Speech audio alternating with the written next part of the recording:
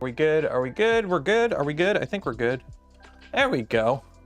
Access to, is the form broken? Okay, one second. Google just went and changed the whole flipping UI. What is difficult? Frickin' YouTube. Google. No, select published. It is published, accept responses. Save. What is going on here, Google? Share. No, oh my God.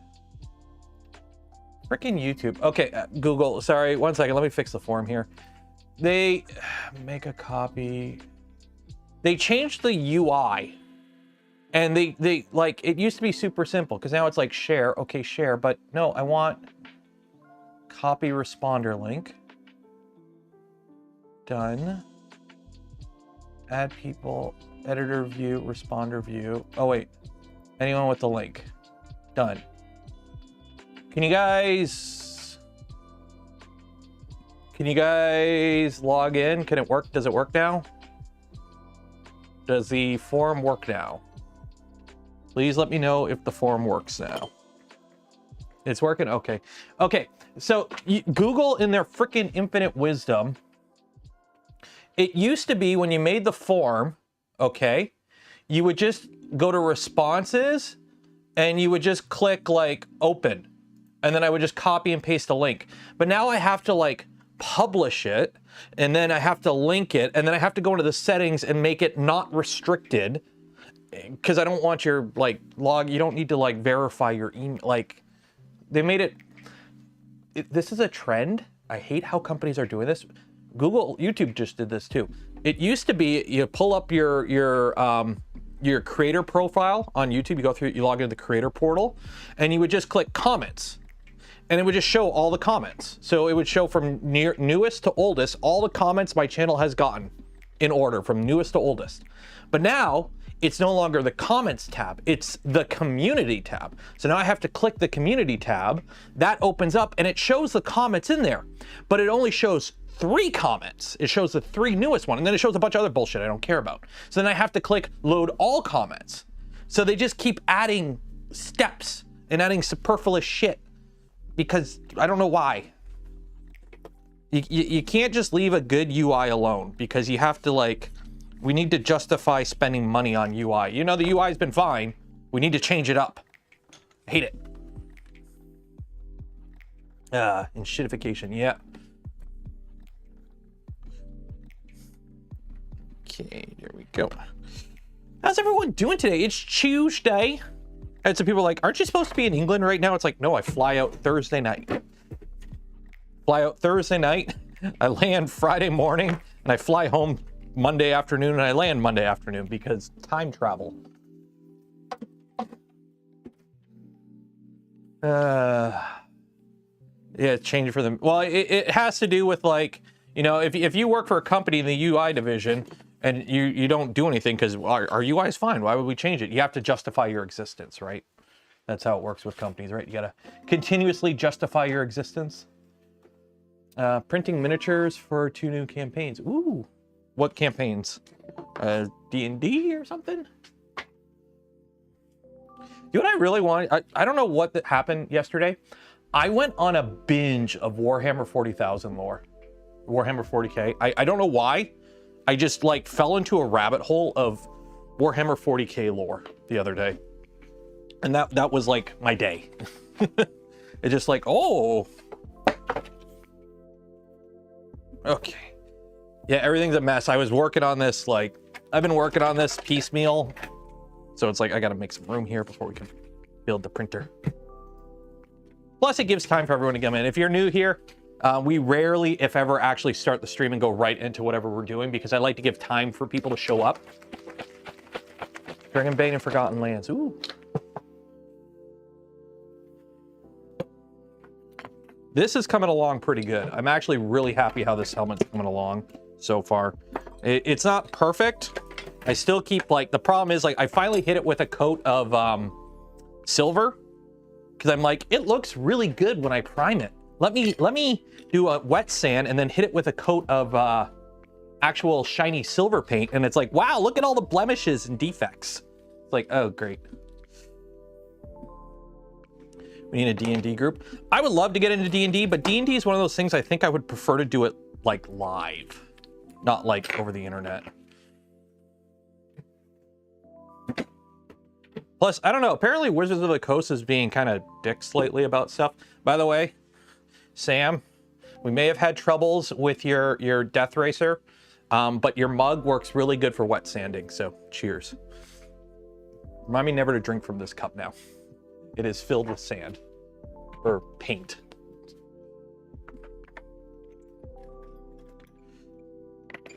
Go. That go there, that go there, that go there. Wizards of the Coast is a butt. Yeah. Oh, by the way, I reprinted the parts that were bad from this. So we got that going for us, which is nice. So I did reprint those parts. I got a whole bunch of new ones up here. So these are some beefy ones. I got room for heat set. So I'm not going to touch it until we get back because apparently Big Tree Tech, I did get some comments from Big Tree Tech, from their rep and from Big Tree Tech, like the account. They are working on making the Death Racer instructions better. Yeah, essentially, like they put together the kit to help people who want to build them, but the kit right now is aimed at those that already know about Death Racers. And then they're like, yeah, we're working to make it a bit more newbie friendly, because right now it's like if you try to build that Death Racer and you go into it blind like I did, expecting like a kit with a manual and everything to just go together, it's not in that state. So hopefully soon it will be, but not right now, essentially. Haircut? Yeah, I got a haircut. Oh my God, that's horrible.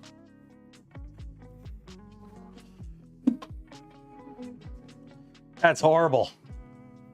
That's horrible. Why did I do that? Why did I do that? There we go.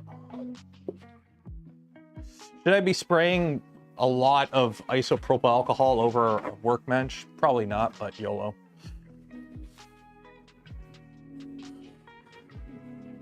Doing vanilla? What do you mean vanilla?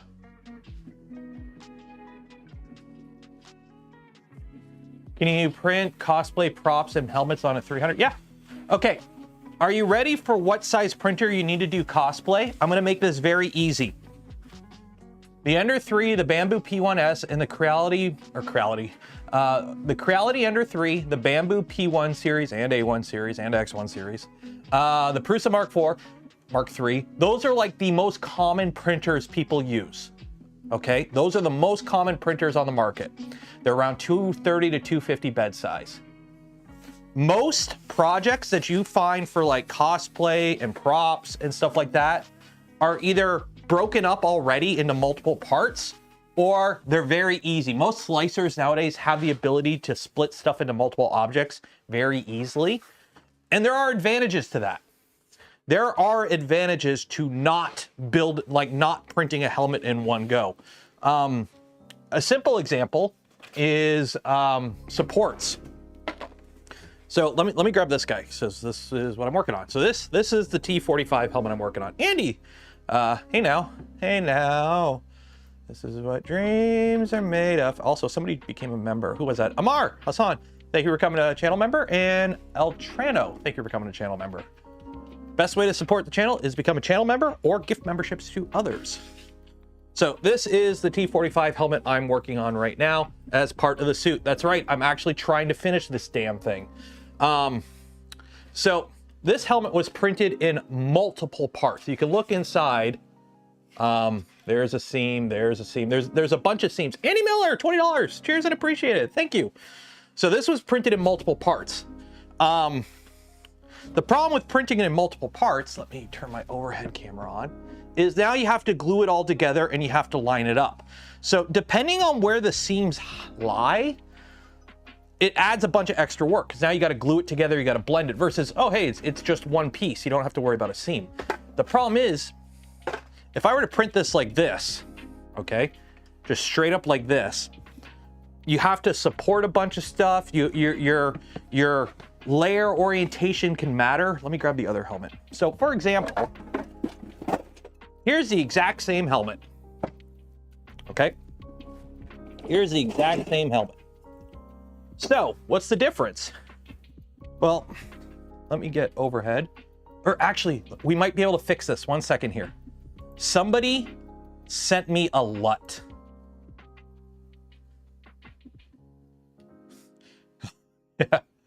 Yeah, somebody just enjoying reading Warhammer lore for the first time. Yeah. Very true. Very true. Somebody sent me a LUT. Let me see if I can see if this works.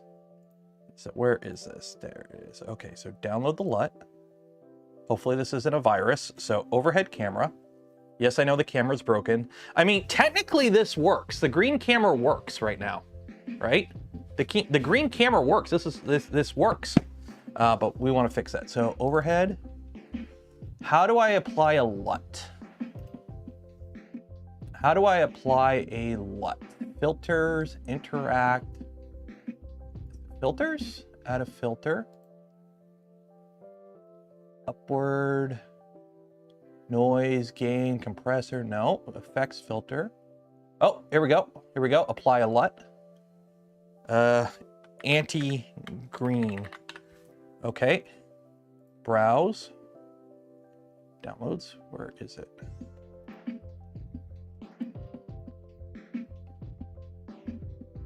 Okay. Oh, wait. Shoot. No. Cancel. Why am I putting a LUT on the overlay? No. Main overhead. Where? No, not not overlay. Overhead. Filters. Apply LUT. Anti-green LUT. Okay. Browse. Downloads.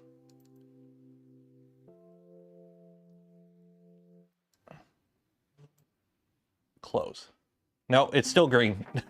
It's still green. Somebody sent me a LUT and they're like, this should fix it. And it's like, nope. It's still green. It's still green. Yeah. Can I? Yeah. Path through alpha? No. Yeah.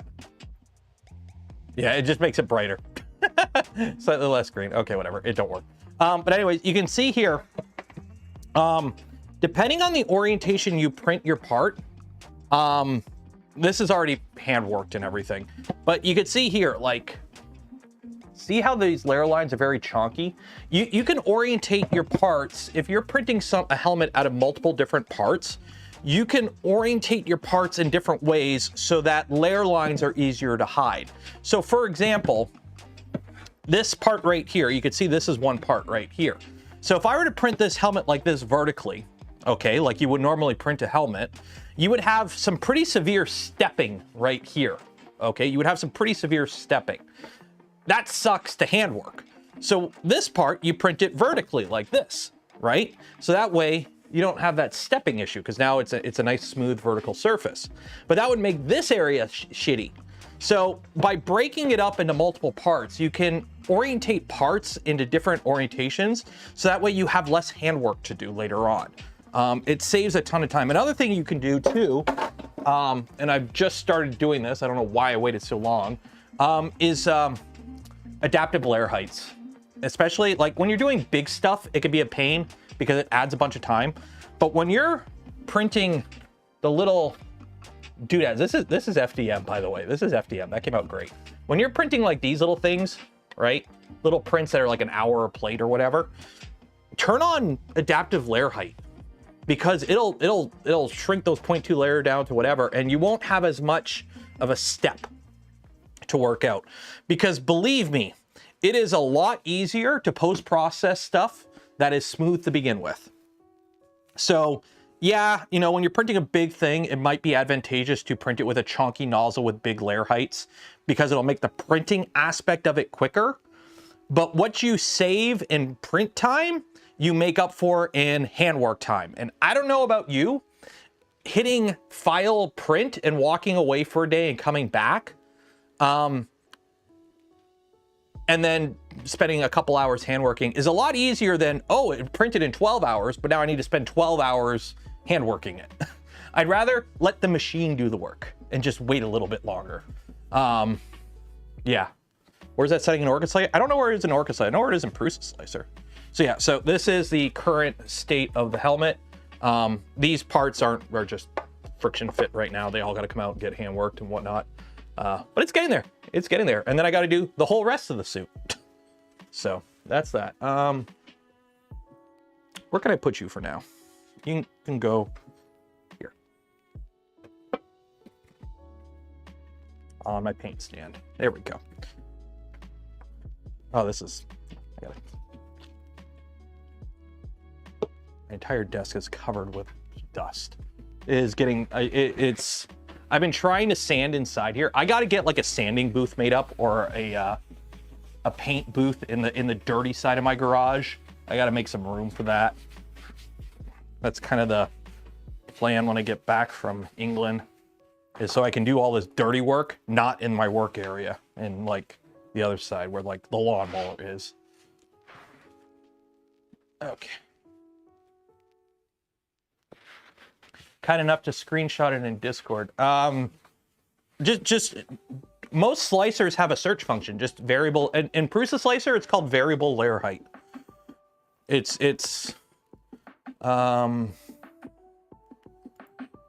So in Prusa Slicer, it is very man. Where is it?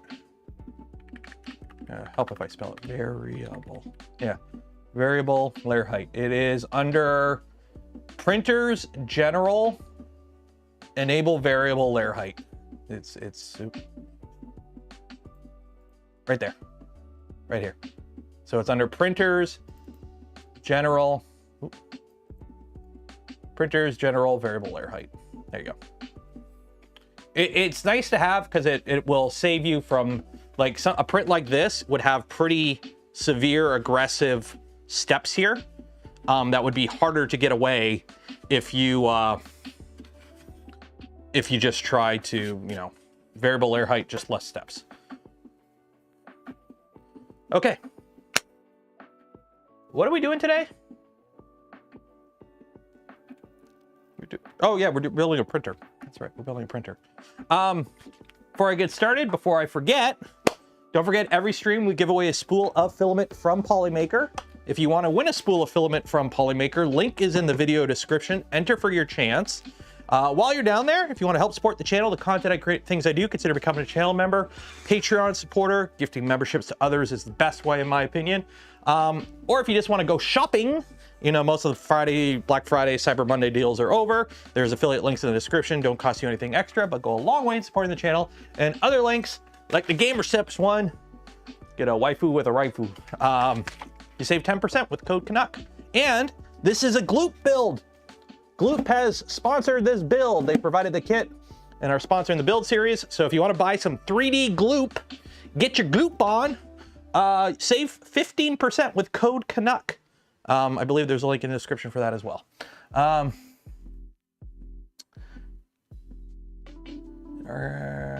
Tech did a video with Orca. Okay. Want to give away some GLOOP? Andrew, do you want to give away some GLOOP? We can give away some GLOOP. Do you just want to do it? What's your rules for shipping? What locations can you ship GLOOP to? Because the Polymaker giveaway is worldwide, so I'll probably have to fire up a new giveaway.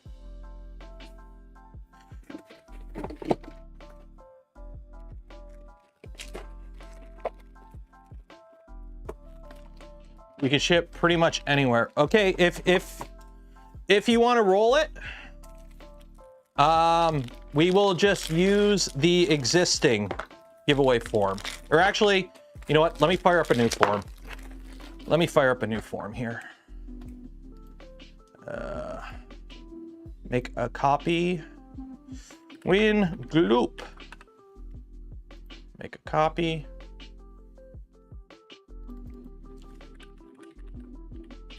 GLOOP.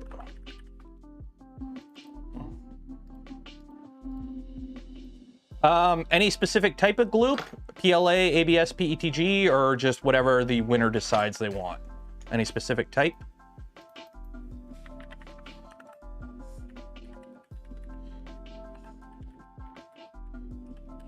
And I'm assuming it's one bottle. Choice of a bottle. Okay. Roll it, whatever they want. 120 millimeter bottle. Sweet. Okay. What you gluing? Okay. Publish. Specific people. Unrestricted. Anyone with a link. Done. I really hate the way they do this now on the Google Docs, the Google Forms. I hate how they changed it. Okay. Okay. Published. Share. Copy. Responder link. Done.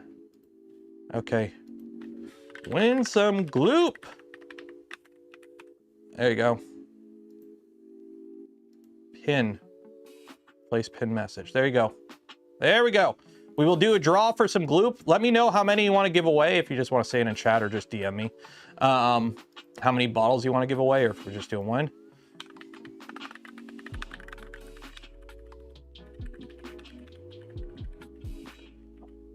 There we go. Okay, so that should be good there. Joseph Pitt, $10. Cheers and appreciate it. Just want to say thank you. I got into 3D printing this year. I already built my first printer, and I'm learning Clipper thanks to your videos. Awesome. That's great to hear. That's why I did the videos, to help others. 3 bottles. Cool. So we're doing 3 bottles of GLOOP giveaway. Sweet. Okay.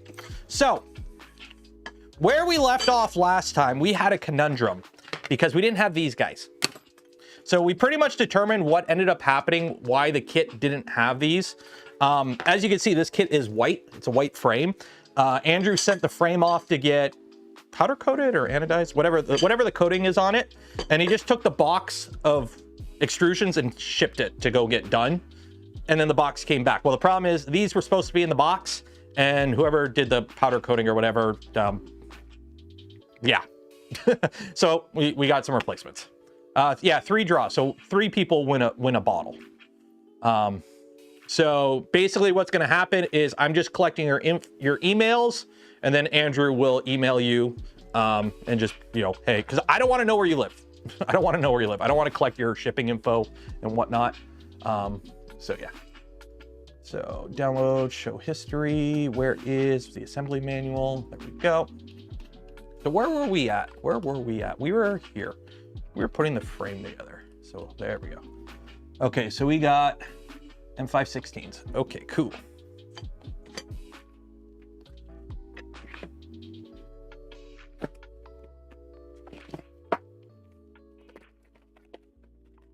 I keep these there. You can go there. M516s, M516s, yeah.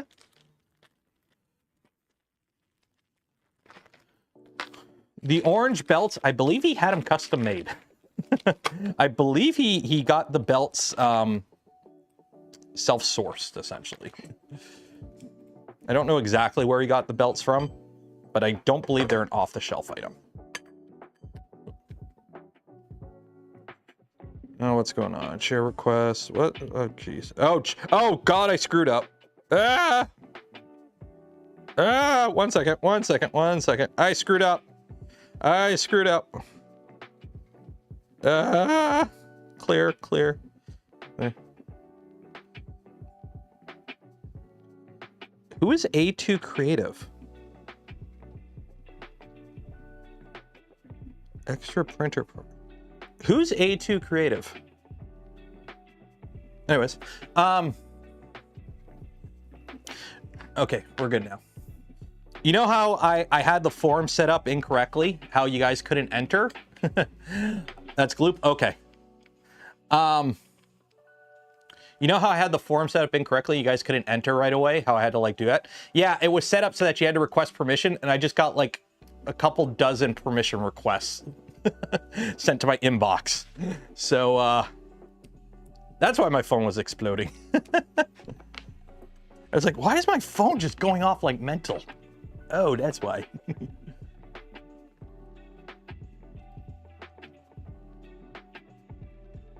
Yep. Permission to win. How's this coming along? That's bad. You know what? I'm going to admit something I don't think I would ever admit. I'm actually liking working with PETG right now. I'm printing all the parts for the helmet in PETG. I'm using the Pantheon.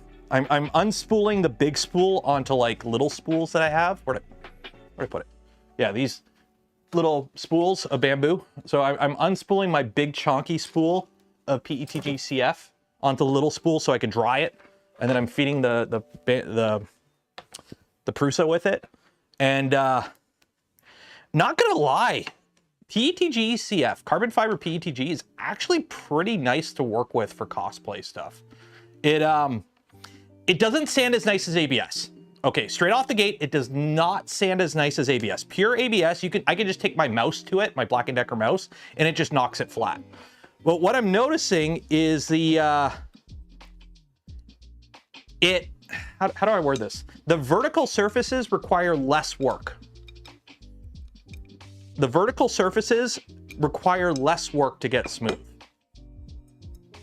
So like stuff that I normally would have to worry about, I don't have to worry about as much. Like a couple coats of primer tend to make it flat enough. So I'm actually kind of liking it. It's easier to glue. Yeah, like all the big parts, the only part of the T45 suit that is CF-PETG is the helmet. Everything else is ABS or ASA, because I also used up a lot of partial spools, because a lot of it is like, here, let me grab a big chunky piece of it. Yeah. There. Oh my God. Oh my God. Yeah, like, did I move the helmet? Or I moved that. There we go. There we go. So yeah, like this is the back. So this is the back of the power arm. Okay, this is the back part. So you can see it's multiple different pieces, and it's all multiple different colors because I basically printed everything out of just leftover spools and just acetone welded it all together. So yeah, this is all multiple pieces. So this is the, oop, that's broken. That's the back of it.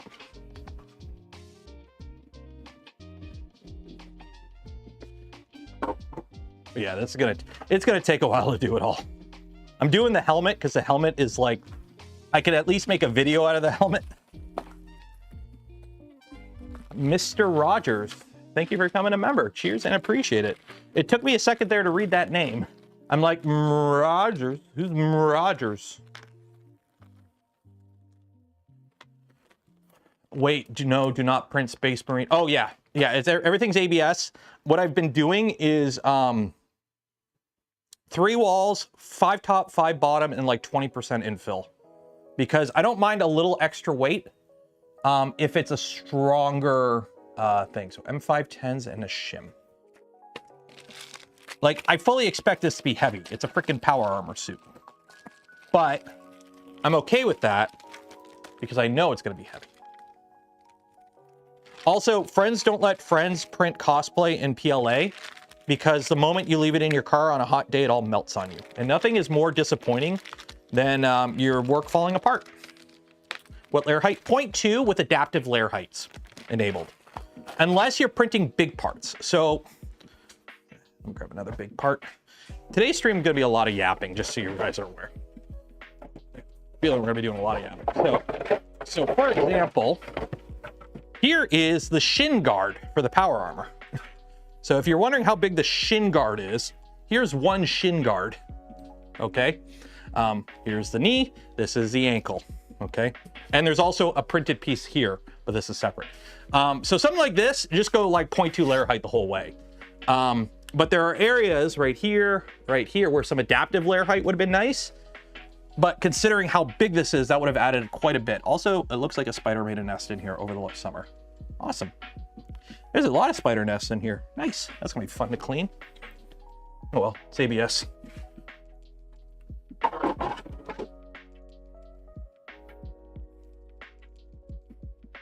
Not every stream is what it is. Cosplay. I'm not a fan. I haven't used the cosplay PLAs. I'll be honest. I haven't used the cosplay PLAs. Apparently there's like 2 different types of it. One that sands better, and then there's one that is more durable but doesn't sand as nice.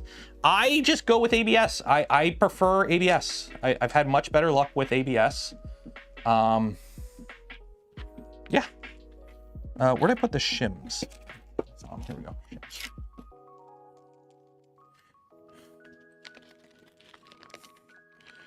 Well, the plan is to do the helmet, get the helmet done, and then start with the legs and work my way up. So, is it worth doing 0.16 layer height for something higher detail like a blaster?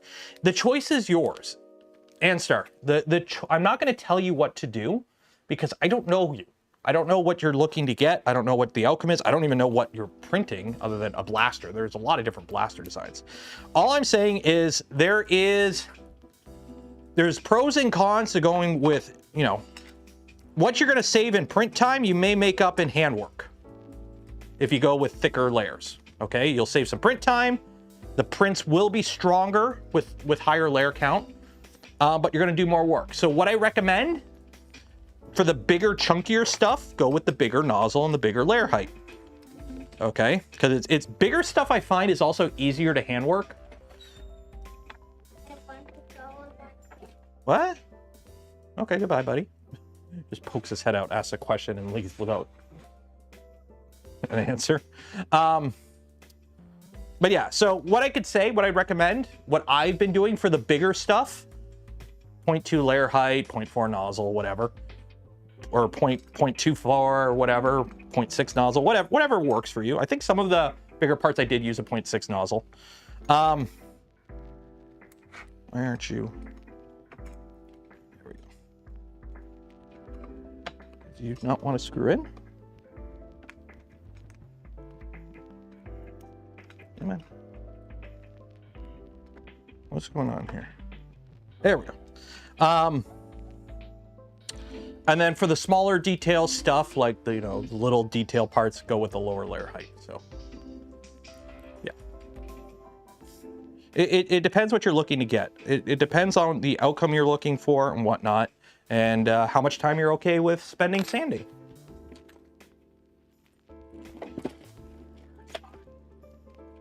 Where's my scale? Scale. Scale. Where's my scale? How do I keep misplacing my stupid scale? I've got so much stuff piled up on the desk now. I don't know where my scale went. Oh well. I'm sure it'll show up at some point.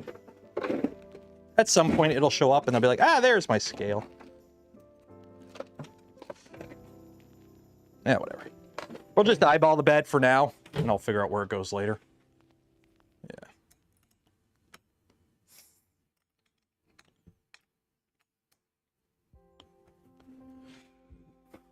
Nozzle probe, best probe? In my opinion, yes. Nozzle probing is the best way to do probing. If you can. Is Beacon actually better than Cartographer? I have both. And when they're both working, they both work the exact same way. I'm not your mom. I don't have any skin in the game between either. If Beacon, you can argue it's, you know, if you want to, you know, buy American and all that bullshit, yeah, go ahead. But they're eddy current probes. They are eddy current sensors. Eddy current probes have been around for a while. This is just a new form factor for 3D printing eddy current probes. Carto is better simply because it supports CAN and USB. Can Beacon switch between the two? If not, that may be something to keep an eye on. But if you're not using, if you don't plan on using CAN bus, then whatever. Okay, so we installed the rails on last time. Oh, so I do have to put this on now. Okay. So notch in the back. So I got to find these panels. Okay.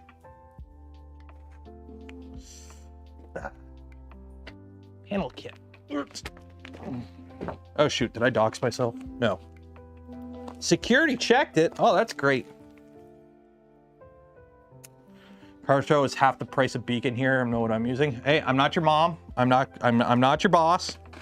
I'm not going to tell you what to buy. We're all adults here. Hopefully.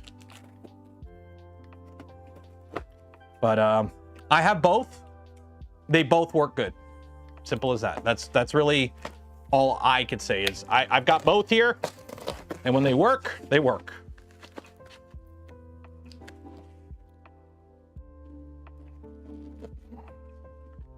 This piece off because it's got my address on it. So I can get that out of there. Okay.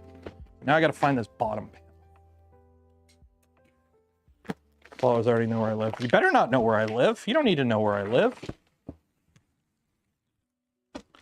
Okay, it's this guy right here.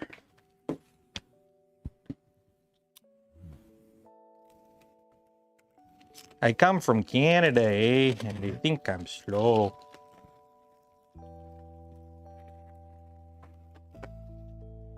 I think this is it. Yeah, this is it. What about nozzle probe with Beacon? Okay. Cartographer does nozzle probing too now, I believe. I live on the computer. They have the files in the computer now.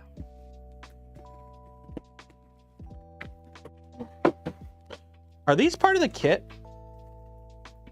I'm assuming these are part of the kit. I just don't know why they're not in the box of the kit. Okay, well. Times you showed your ass on screen, not hard to know. Yeah, don't make a point of it. Also, these are white. Did you get these, Andrew? Did you get these custom made? Or did the kit come with white panels? Because these are white. And don't bring attention to it. It's like anytime I accidentally do something on stream that's not supposed to be on stream, and then you get 20 different people that point it out, like live in chat or in the comments, it's like, shut up. DM me. Don't make it public. Don't draw attention to it. There we go. Yeah. So yeah, they got white panels to go with it. This is gonna look really good. This is gonna look really good, I think. I'm hoping it looks really good. The problem is I have to actually build this good because this is gonna be sitting at all the booths when this is gonna be at the GLOOP booth at like all the trade shows in the future. So like I have to build this good. Okay, what do we got here? Notch towards the back. We've got 4 of those and it's held on with the DIN rails. Okay, so the DINs go left to right and that goes front to back. Okay, that makes sense. And those are T-nuts with M5s. Okay. So M5 T-nut.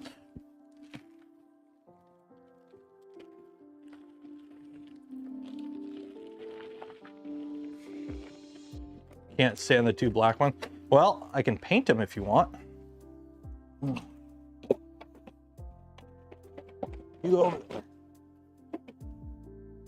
And now I must arise to the occasion.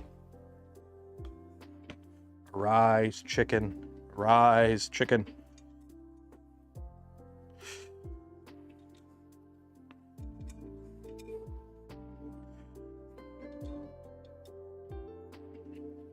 Let me loosen these so I can move these, because these are probably not in the right spot.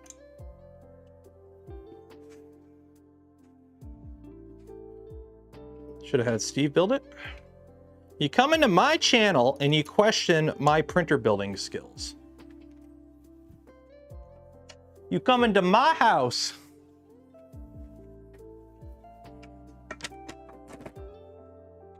Steve's careful. Steve's more careful.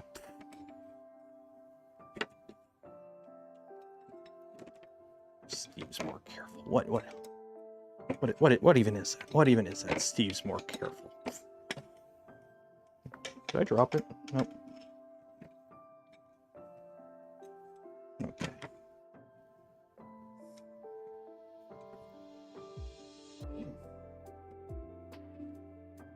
Okay.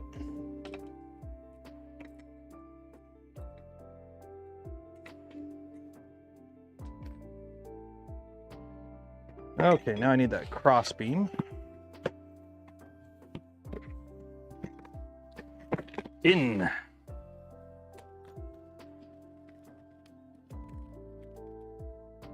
Yeah, didn't Steve connect his piezo? Yeah, didn't Steve wire his 5-volt E3D PZ probe directly to 24 volts and fry it?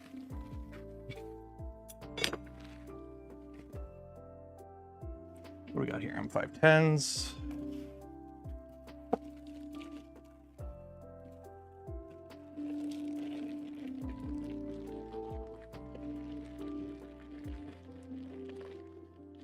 Yeah, extra 19 volts. Well, see, that extra 19 volts makes it better, right?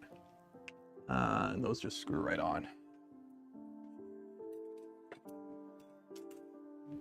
Let's see, big green, big green. Are they supposed to be that short? I guess they are. That's all I got. Yep. Okay.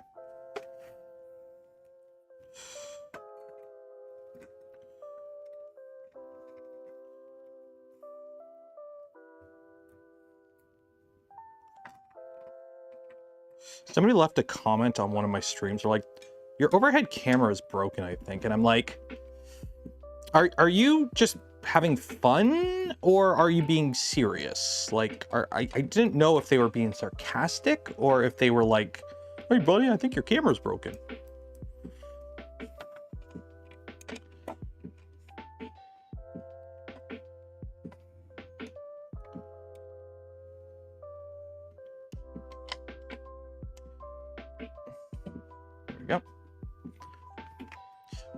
Well, they're also going to be short because I think everything for the electronics bay is designed around a 250, and this being a 350 or 300 is bigger. So it makes sense that the electronics stuff is designed around a 250 size machine. Oh, look how good that looks already. Look how good that looks already. Just adding white panels. Oh, love it. It's going to look so good. Okay, heat set time. Sweet. Get my heat set press out.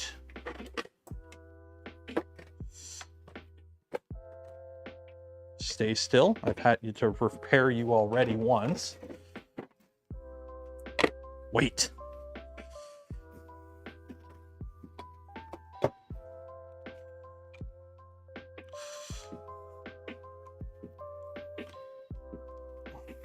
we go. Turn you on. All the heat sets. Heat sets. Okay, and now we're going to need all the printed parts.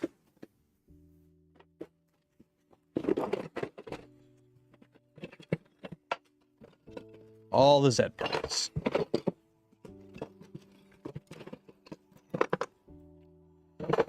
So the plan is, for those wondering, obviously there's a stream today. Because you're watching it right now. Hi. I don't know if I'll be able to sneak one in tomorrow or Thursday. I'm gonna try 2, 4, 6, 8. Yeah, I'm gonna try and sneak a stream in either tomorrow or Thursday. If I do, they'll be early in the morning, like 9 or 10 a.m. for an hour or two. Simply because tomorrow night I'm spending it with the family doing family stuff, because Thursday afternoon I fly out for Smurf.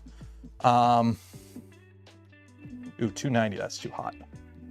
Drop you down. Why is that 290? Oh, that's why.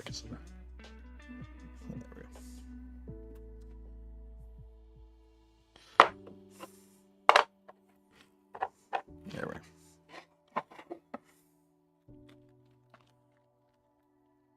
go. The DIN rails are mounted the wrong way for the Revos Rev C. That's okay, I can fix them later.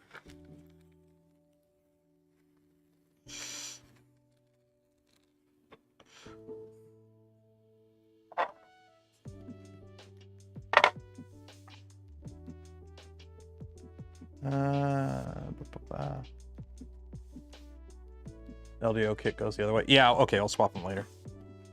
Oop. Oh wait, no, those don't go there. These go, where do these go? These go on that side, and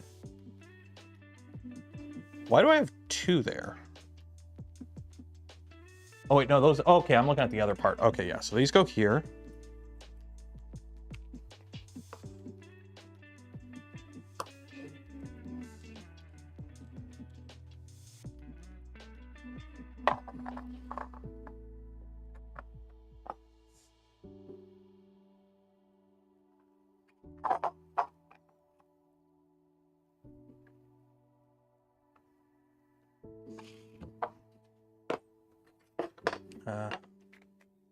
Bottom 2 are for the feet. Yep. No, I was looking at the big piece, wondering why they didn't go in, but more of them go in the little piece and the big piece.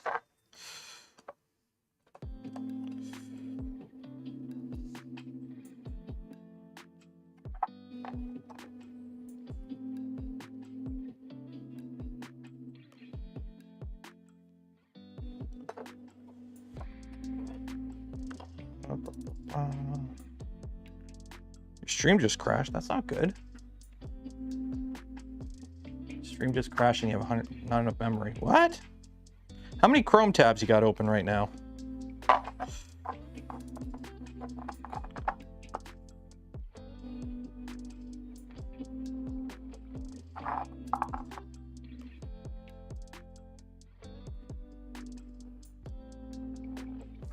Oh yeah, the color on this is gonna be nice.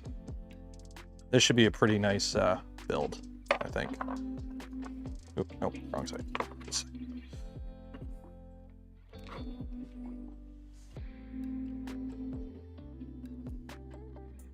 $49 tabs. How do you have so many tabs? I normally have like 3 or 4 at a time. Now, granted, I have multiple windows, so my usual, like when I'm on my computer, I've got my main screen where, like, if I'm playing a game, it's on that or whatever. And that'll have, like, I use Firefox because ad blocker still works. So I'll have Firefox, I'll have, like, Twitter, Blue Sky, and then, like, Reddit, and then any other random tab after that. So I have, like, those 3 and then something else. And then on my second monitor, I'll have, like, YouTube with however many videos I got queued up there. And then usually I have, like, a tab open for Twitch. And I check it every now and then just to see if anyone I watch is live, but that's about it.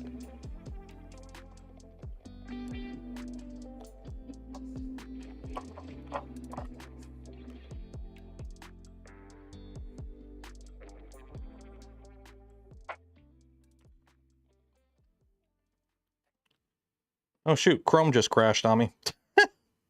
1 second here. My stream just crashed. Reload. Are we still live? We should still be live. I believe we still are live. Yeah, we're still live. Yeah, it's funny. My main desktop, I've switched over to Firefox, but on my streaming computers, I still use Chrome. These are Amazon. I just bought them on Amazon. They were whatever the cheapest ones that would get here next day.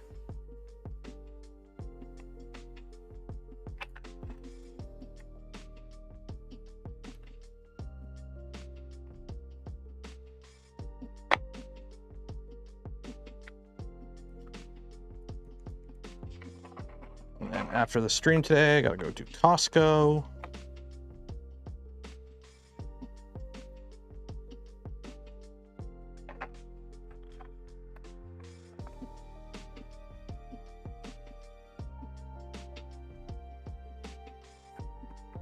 I saw DLL PDF had some nice options. Wondering if that was. I don't think these were done by DLL PDF. He said he got like a local lab to do these. So I'm assuming it was like he sourced somebody local to do these. Also, does anyone know what DLL PDF stands for? Because saying that, like, I always forget what that's called because it's like DPLF,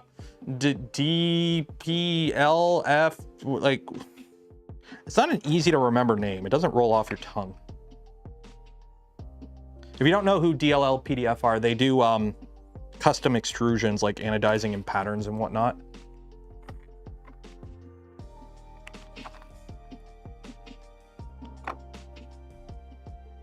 Dynamic link library portable document format. Sure, let's go with that.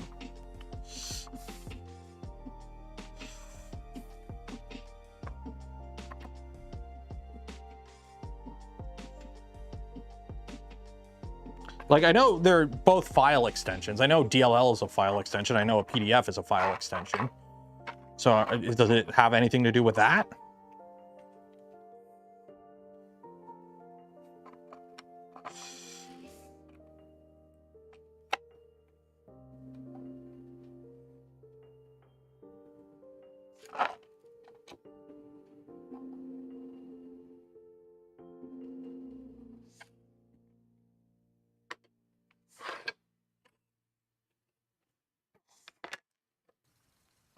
I think there's some on the side I have to put in this, yeah.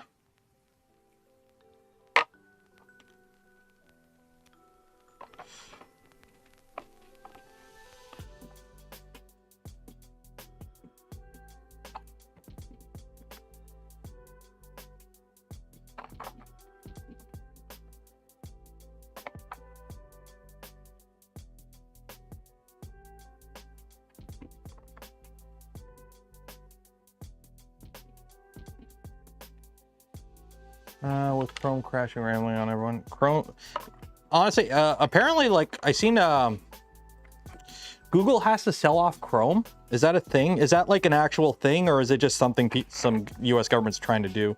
They're trying to claim that it's a monopoly, which in my opinion it is. Like, when they pulled that bullshit with the, oh, we're gonna block ad blockers on Chrome, I knew it was coming. Because I'm like, you guys are, that's a monopoly. You're the ones who serve ads to the internet, and you also control the web browser that the majority of people use. And now you're blocking people from blocking ads. It's like, that's a conflict of interest if I ever saw one. I know Google's, they should, like, honestly, remember, I grew up in the 90s. I remember all the Microsoft antitrust stuff and like monopoly stuff that was going on with Microsoft. And let's be honest, Google is getting very monopolistic in a lot of fields right now. So I expect them to get broken up soon. I expect, I'm surprised, I won't be, like, Chrome needs to be spun off. Android needs to be spun off. They should not be all under Alphabet. Alphabet has way too much power. And because it's all interconnected and we rely on their services, they get to dictate how things are used, like the blocking ad blockers, which in my opinion, you should always be running an ad blocker. There's so many scams and viruses and whatnot. And let's be honest, has anyone here ever actually clicked on a pop-up ad and gone to the service? Like, has anyone in my chat ever actually used something from a pop-up ad on a website? I've never clicked on a pop-up ad other than an accident. So I'm really curious. Nope. Oh, Hexacorn said yes. Okay. So somebody does. Like, Google search sucks now.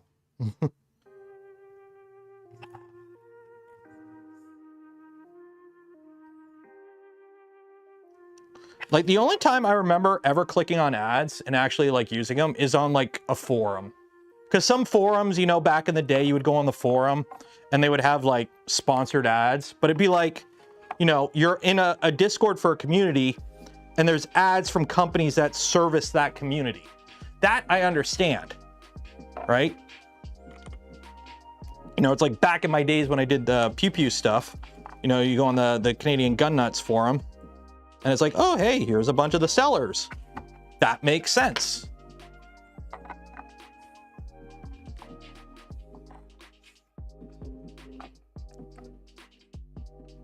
Affiliate link nonsense. Why do you think it is hilarious? Because the moment you notice people do this, it stands out like a sore thumb. Notice how there's like, go on Facebook, people with a Facebook account, look up how many Prusa Core 1 user groups already exist on Facebook. Look up how many Prusa Core 1 Facebook groups exist. Or like how many Ender 3 owner Facebook groups exist. You want to know why? There is an entire like cabal, I'm not gonna say cabal, but it's a thing where you basically go and you set up these community groups. Like the moment anything comes up, you just mass spam community groups and forums and whatnot and create them. And then you fill them with affiliate links. So you basically force a community to exist by taking advantage of being like the first one to create a community group. And usually it's not malicious. Like, oh, hey, well, people want to join a community group, okay. But you just happen to fill it with all your affiliate links. It's a very common practice, unfortunately. Okay, so now we got to put some pins in. So we got all this stuff here. Turn this off so I don't burn myself.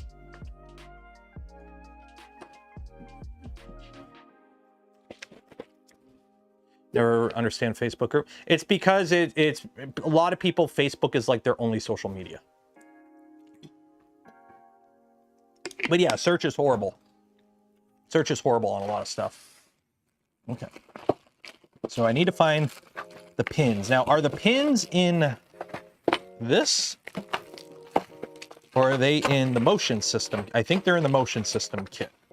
They are probably in the motion system box. Let me look for the motion system box. I have Facebook, but I don't use it for anything other than there's like a few family members that I keep on it. And it's like basically to stay in contact with a few long distance family members. That's pretty much it on Facebook for me. I don't use it for any community. Okay, we got that. 20 teeth, 9mm. That's 20 tooth, 9mm wide pulley. I believe that's these guys. And I think we're gonna need some bearings. And we're probably gonna need these big chunky boys at some point too.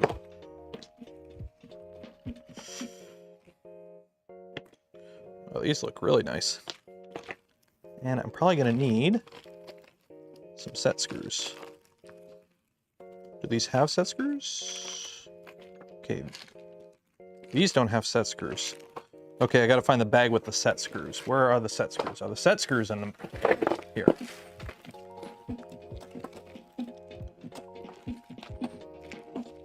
Set screws, set screws. There we go, set screws. Facebook is just marketplace. Yeah. Okay, so position as shown. 33mm from the end. Okay. Do you have metric on you? You do. Good. Did I see that? I saw it. I didn't watch the whole video. I know of it. It's one of those things that it looks really cool, but is it practical? Or is it just like a trade show demo thing? That's kind of my problem every time I see it. Where'd I put that baggie? Oh, there. Also, I really like how these LDO kits, they come with thread locker on these already. So you don't have to, they just come with thread locker. Now, if I can find the right size Allen key, there we go.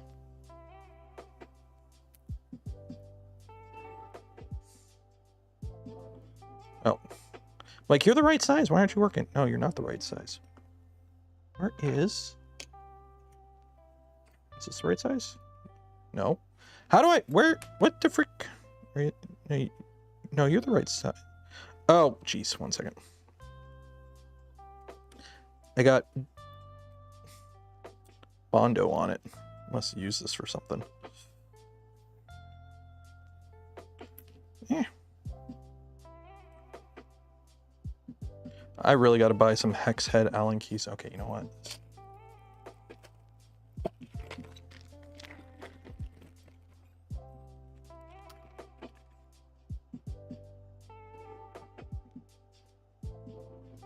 There we go. Okay.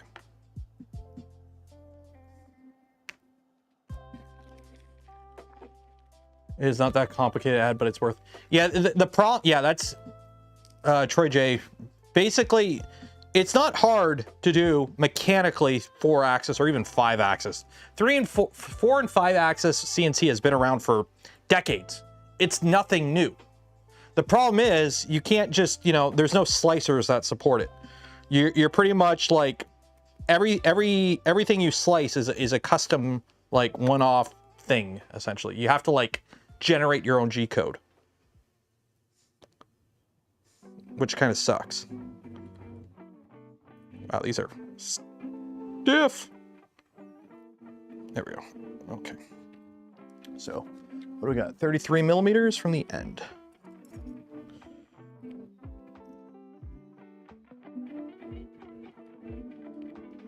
1, 32, 33.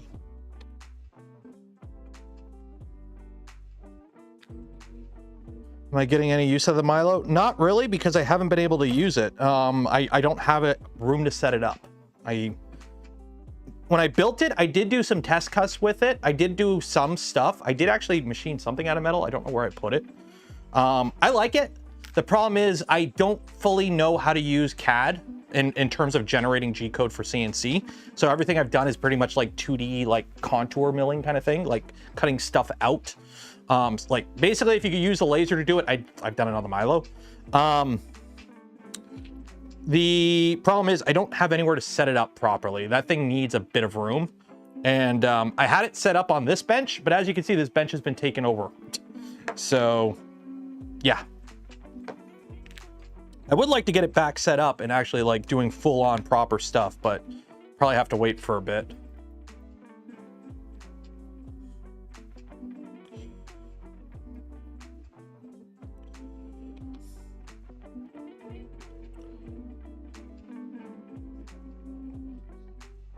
I know Big Tree Tech sent me the Rodent, which is their like little CNC board. So I actually want to put that in the Milo. I just got to get the Milo set up. So, because the plan was basically to turn the other half of my garage, like that's behind this rack here, into like a workshop area where I'll have like the laser set up, the Milo set up, a paint booth and sanding booth set up.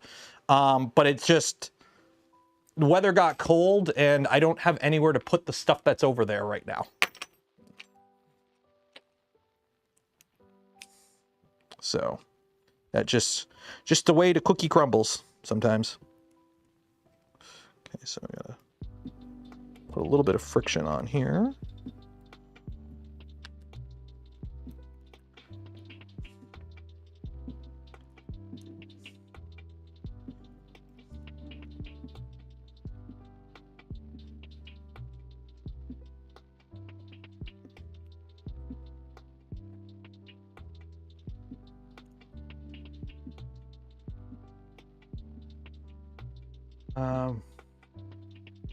Wonder if Crayon Slicer is easier for CNC.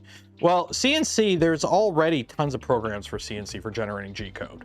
Fusion 360 does it. There's all kinds of paids. The problem is with CNC, it's not as open source lovey-dovey as it is with 3D printing.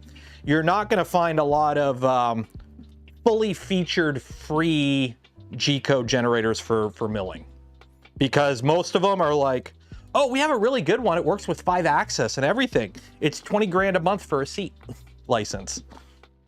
And I know that because the shop I used to work at had software like that. It's like, if you want to be cheap, you go with Power Mill. And what's the licensing fee for like Power Mill and stuff like that? It gets pricey quick.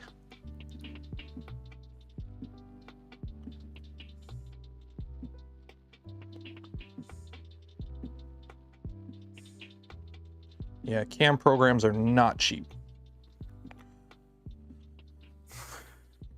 VCarve? Well, VCarve has a free version, and that's honestly what I've used a lot of. When I machined the frame for my quadcopter, I used VCarve, and it actually worked really good. 3 and 33.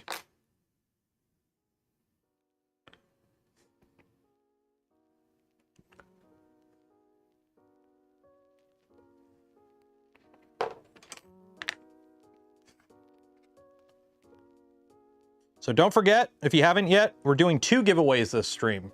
We're doing our usual giveaway of a spool of Polymaker filament, link in the video description.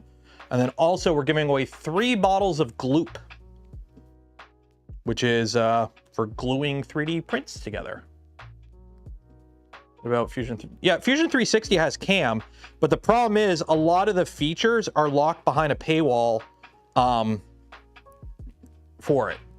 So Fusion 360 can do CAM, but you can't do rapids, for example. You can't do rapid travel moves with Fusion 360 unless you pay for it. And a bunch of other, like, I think tool changes are also limited in the free version. They basically removed a lot of features out of the free version of Fusion. So I use the free version of Fusion because I don't need the full version. I don't do enough CAD work to justify it. So the limitation on how many, ongoing projects you can have isn't an issue for me. And also, I don't make any money off of the stuff I do design with it, so I'm not, I can use the hobbyist license.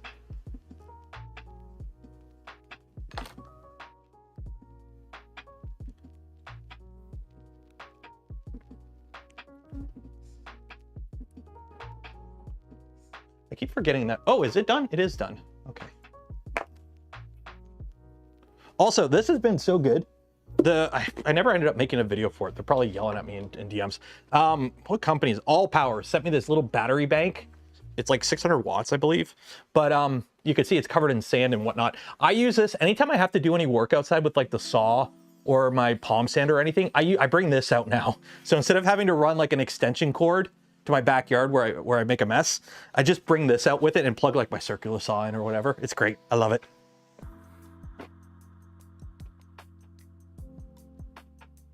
Okay, yay, that's done. Okay, let it dry. Let that cool.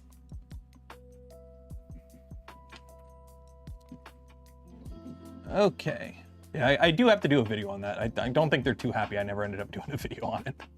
Okay, so now we got to do some stacking. So we got bearings and shims. Let me find the shims. These the shims? Oh, those are washers. Shimmy, shim, shim. Shimmy, shim, shim. Shim, shimmy, shim. Shimmy, shim. Shim, shim, sham. Ship, slop, shloopity, slop. Ah! Spilling all my tea nuts everywhere. I've lost me nuts.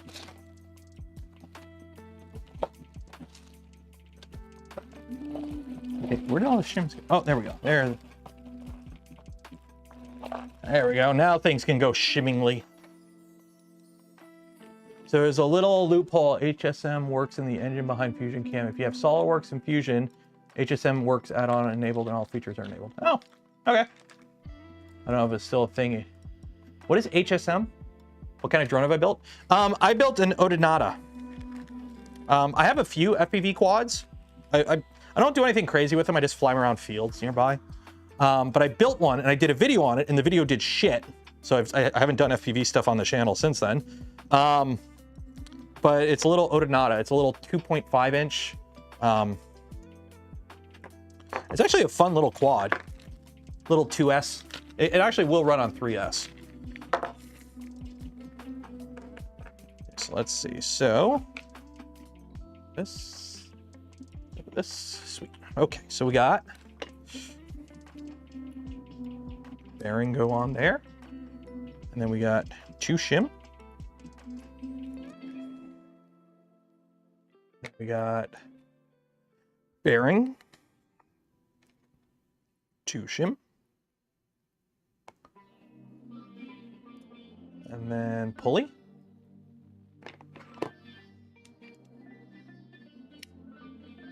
and then bearing. And then, so how this works is this goes in here like that. Woo. Where's the flat? There's the flat. So basically these two, for those that don't know, the 2 bearings on the outside, they don't need to be shimmed.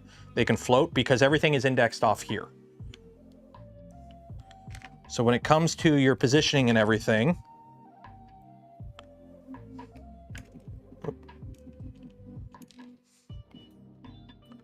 Mobot mentioned Lightburn has some sort of CNC. Oh, I know Lightburn has CNC stuff in the works. I've seen it. I've talked to Lightburn folks. But it's more of a 2D type thing, like engraving and cutting out shapes. It's not like a full 3D cam, unfortunately.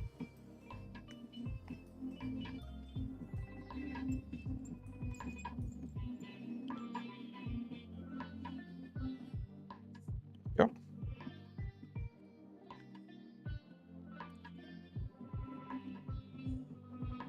Kirimoto. I haven't really used Kirimoto yet.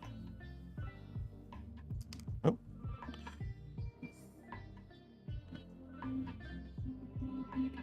Engravings don't give you any tactical advantage also. Okay, solid snake. I don't know about you, but my 1100 with its oak leaves looks pretty nice though. It's matrix cam. It's matrix cam.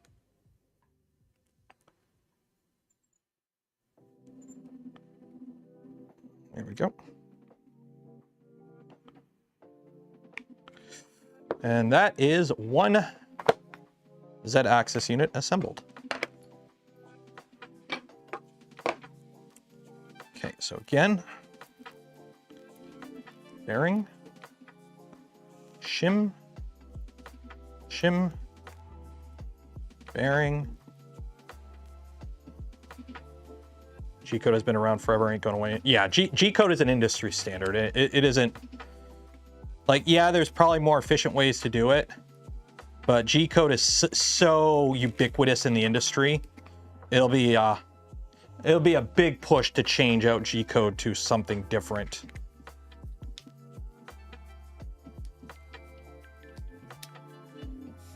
Speaking of big changes, anyone in chat in South Korea? Do we got any South Korean chatters in right now? How's things going? Everything all hunky-dory? Just a little bit of coup? Just a little bit of coup on your Tuesday afternoon?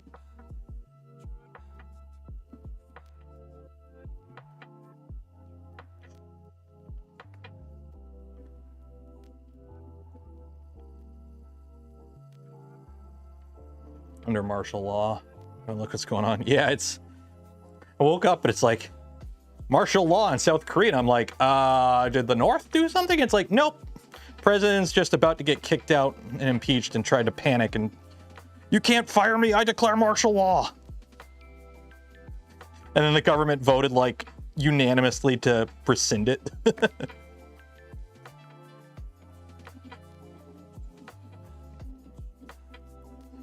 World is going to shite. Yeah, it was due. Let's be honest. Good times never last forever, and we're coming out of like the longest stretch of good times ever. So yeah. Hope you're not heavily in debt. And if you're male between, what is it, 22 and 34? Buckle up.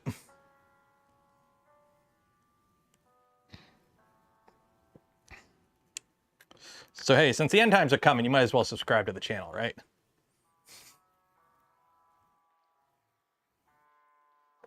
What's the best probe to use for which bed Mandela Rose work with strong magnetic? If the magnets are really strong, the problem with the Mandela beds is simply the fact that the magnets are not contiguous throughout the bed. So you have like It's not like you have a cohesive magnetic sheet. You have individual magnets. So the problem with those beds is stuff like eddy current probes don't work great because you have to avoid the magnets. So what's the point of getting a probe system that's designed to probe the entire bed really quickly if you can't probe the entire bed? I'm a big fan of nozzle probes. Voron tap. The E3D PZ probe is super awesome because it literally just, you just swap out your heat sink and boom, you're hot and your nozzle's now a probe. So yeah, that's currently like my, like the one I like. The only downside with the PZ probe is it only works if you have a system that, essentially a Voron, or not a Voron. You have to already support the Revo Voron heatsink, essentially. So as long as you support that heatsink, that probe is good to go. And it literally just works like an end stop. Like when you set it up in your printer, it's just an end stop. Because you can run it where it talks back to the controller. So if you're running like Clipper, you can have it talk to the controller and do some funky stuff. But if you just want to use it as straight up an end stop, you can. And that's really nice. That's how I have mine set up, is just a nozzle. Nozzle probing is slow and a pain in the ass. How is it slow? It's not any slower than any other probe. The only downside with nozzle probing is depending on the system, you do usually have to like, you can't just dive into the bed like you can with like a switch or an inductive probe. But remember, on a 30-hour print, does an extra 30 seconds in probing time really matter? I really don't care how long a bed probe takes. It's one of those least, on my list of things I care about when starting a print, how long the probing takes is barely on that list. I put it in there and I worded it extra long for extra credit. Andrew Rogers, $10 for the nozzle probing fun.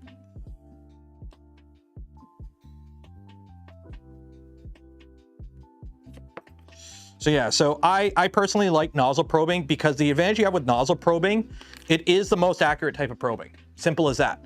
Because you are actually probing the surface you are printing on.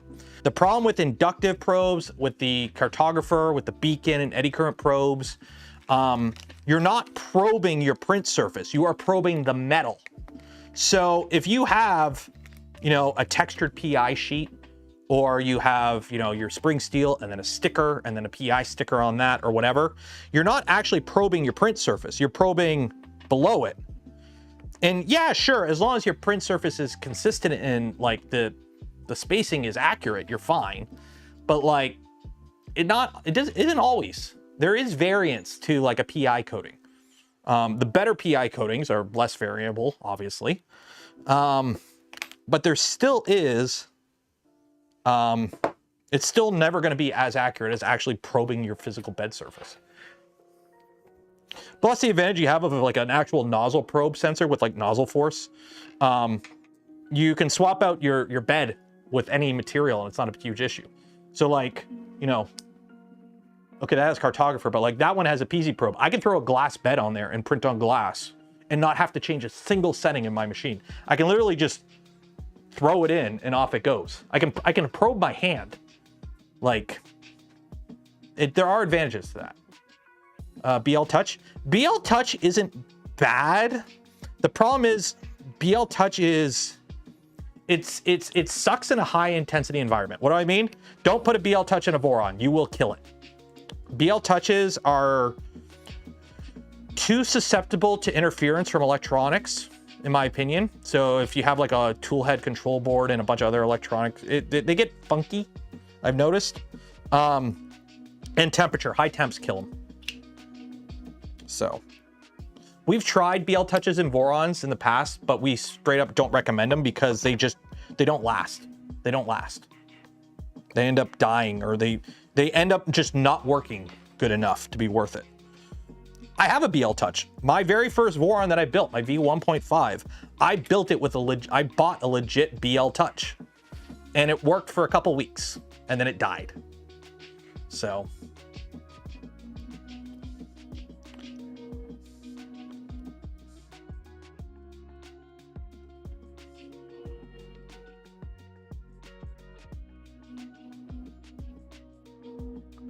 Super high temp build. What would you recommend for a probe at a chamber temp of 110 C? Ooh! Honestly, are you being serious? Okay, if your chamber is 110 C, you want to know what probe you're using? None. Manually level that shit and use a rigid probe. Use like an actual proper, like, go get an Omron high temperature micro switch and use that for the bed. Don't actually nozzle probe that shit. Like seriously, what you should be doing is like, because the problem is most nozzle probes are gonna die at those temps. Like, what is the temperature rating on a beacon? What is the temperature rate? If a beacon can handle the temps, maybe, but that's hot. That's hot. Beacon with contact firmware. I don't know if we ever ended up putting on the VZBot. I can't remember. Beacon is rated for 120. Okay.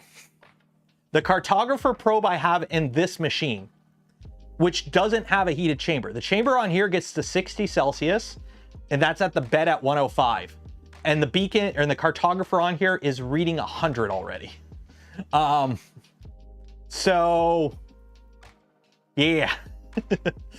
Honestly, depending how big the printer is, I would honestly go with a rigid bed mount, like, or a manually leveled bed. I would manually level that bed and have the micro switch like be over here. Like, I wouldn't bother with a nozzle probe out.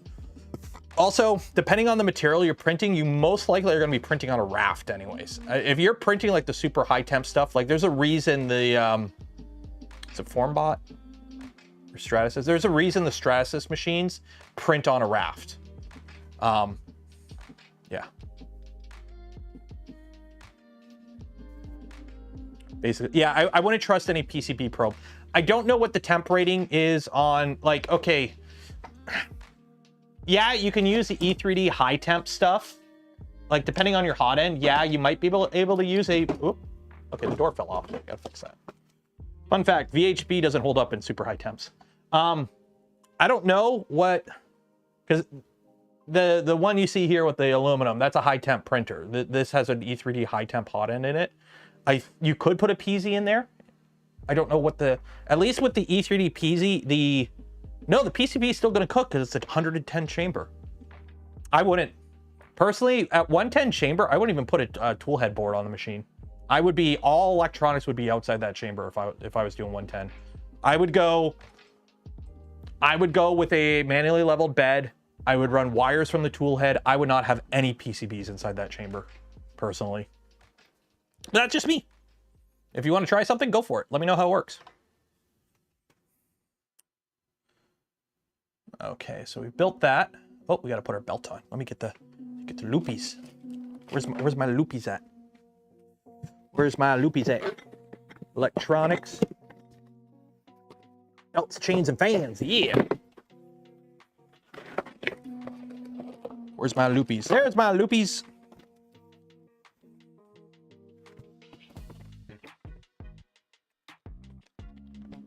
Like, that machine right there has an Omron. It's just an inductive probe. Even the Vision Miner 22 IDEX uses a micro switch to level the bed to the reaching. Yeah. Yeah, you got to be very careful with what you use at those temps. Okay. So, we put our 188 loop on. We install that. We check the shaft position. The shafts are looking good. And then we seal it up with M340s. Okay, so you go on there. You go there.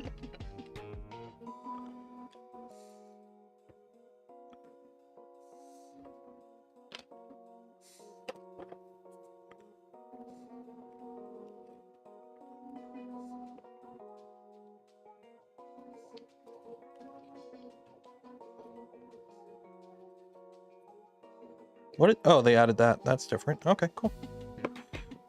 There's that. Oop. All right, M340, M340. M350.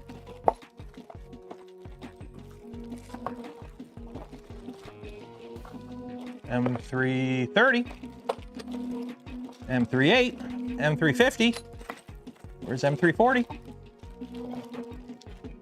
M4, M3.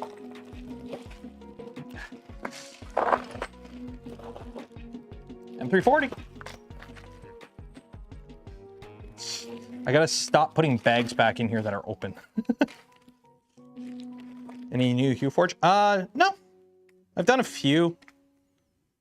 I'm gonna try and do a video on HueForge. But I got it out of my system.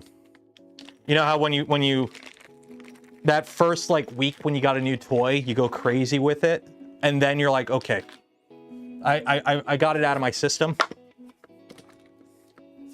Okay, will any of these work? What is the smallest size on here?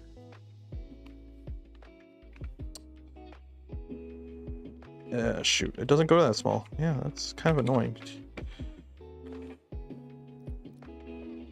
That'll work.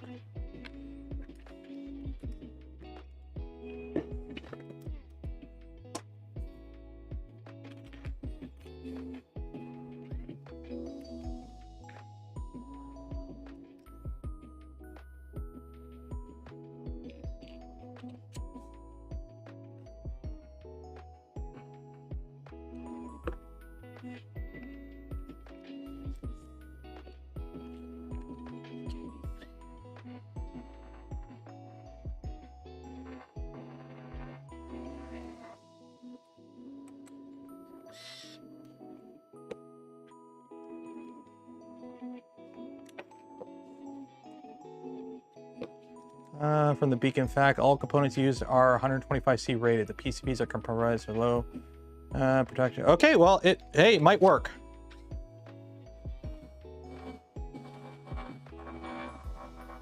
If it works, it works. If it don't, it don't. Simple as that.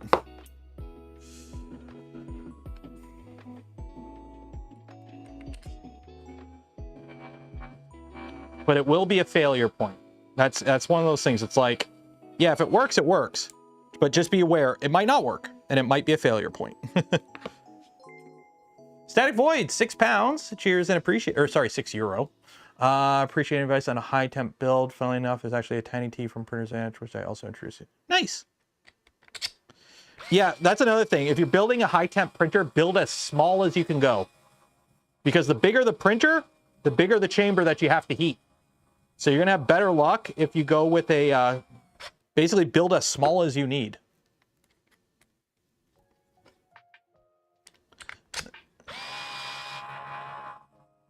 Yeah, this is from Costco, this screwdriver. It's a Fantic. The only downside is it doesn't come with like all the hex bits. That's the only part that's kind of annoying. I wish it came with more hex bits. But, okay, one done. But other than that,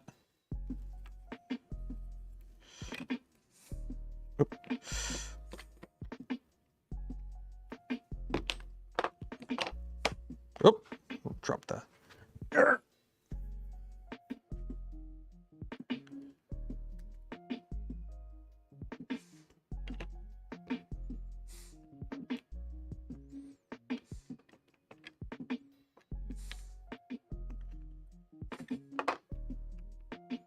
There we go.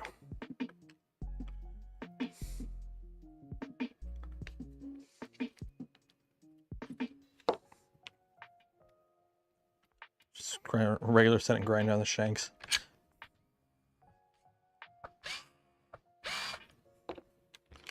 Where did I put all the M340s? M330s, M330s. There's the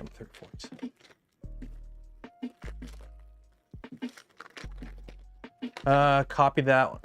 Copy the Core 1 concave. Yeah, the Core 1. That's why I built a V1.8, because the electronics are in the back or in a backpack, so it has a smaller chamber size for heating up.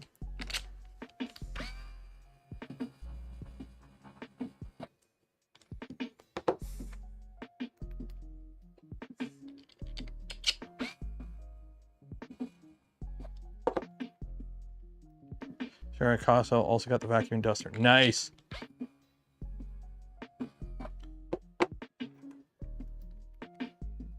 Yeah, I'm using a Torx bit Like, you're not supposed to use a torque spit for Allen keys, but a lot of them are close enough that you can.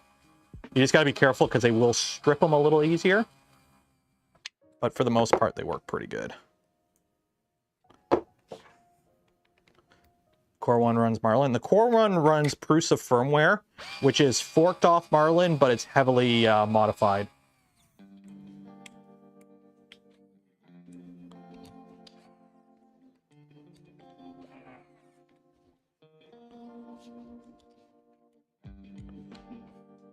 Also, don't tighten all your screws at once. Get them all started, then go through and tighten them. Especially with these, so they line up better. It's Marlin, but not Marlin. Yeah, it's heavily modified Marlin. I hesitate to call it Marlin because it's been forked so much, but it is based off Marlin.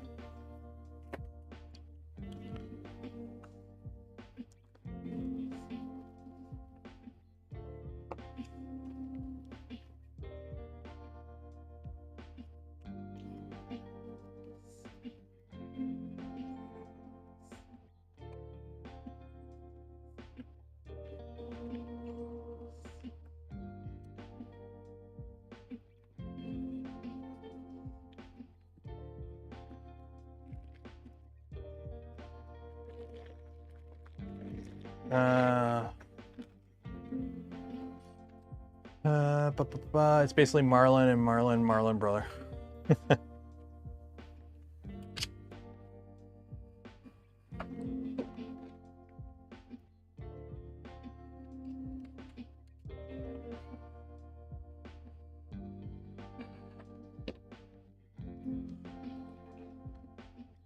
Chickens are technically dinosaurs. Chickens are not technically dinosaurs. Birds are dinosaurs. The birds, that branch of dinosauroids or whatever the genus is, birds are dinosaurs. They are dinosaurs. They are descendant of the dinosaur.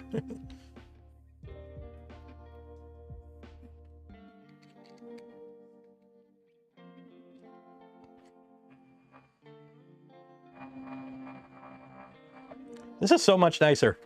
This is like the first time I've actually built a printer using an electric screwdriver.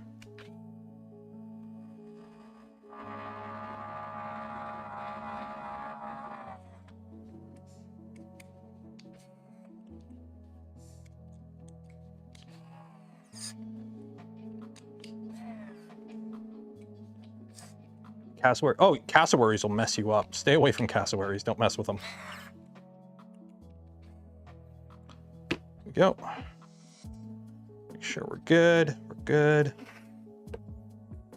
These are the only prints that I'm not super happy with because I did them on a printer I didn't really have tuned because the one I wanted to print them on wasn't working. But they are functional, so we're good. Just a little bit extra squish. The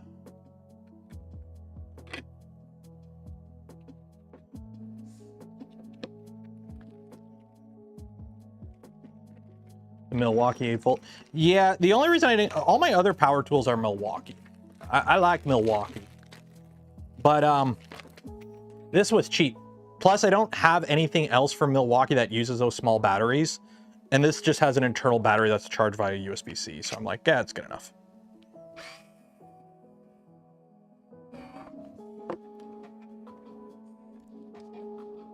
Yeah, the Milwaukee 12. I don't have anything that uses the 12 volt Milwaukee stuff. All my Milfucky stuff is the 18 volt.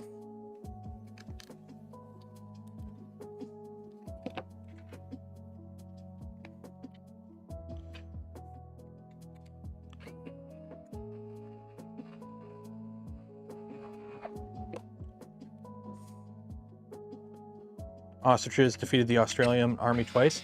Adventure printing, you are so incorrect there. It was emu, not ostriches are Africa. Emus are Australian.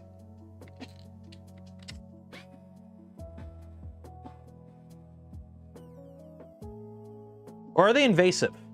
Are emus also Africa and are invasive to Australia? No, emus are native. Emus are native. Like, I know the emu wars were in Australia, but emus are native to Australia, right?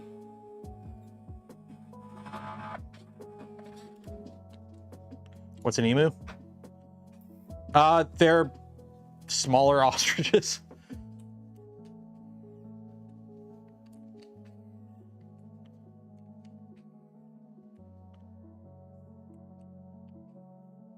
Okay, so which one of these did I screw up?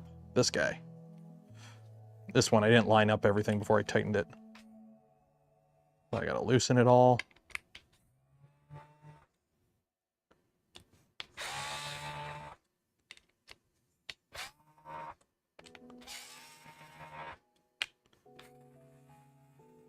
There we go.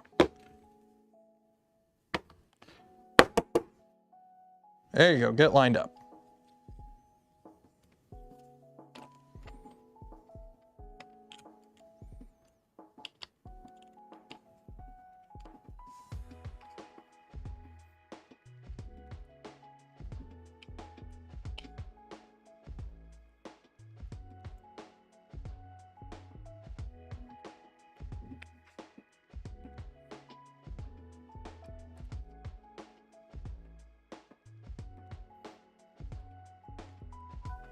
The T-Rexes are birds. No, T-Rexes are T-Rexes.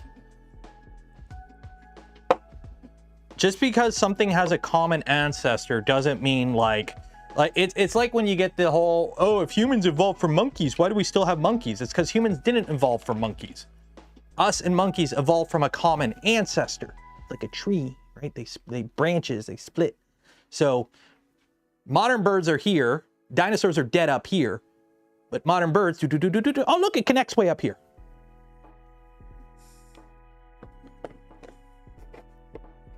Okay, so we got all that together.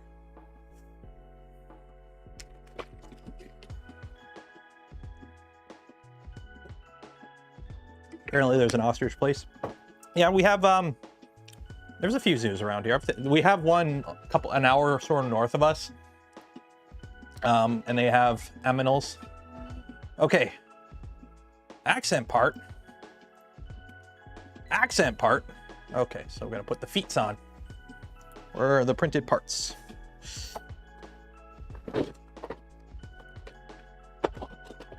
One, two,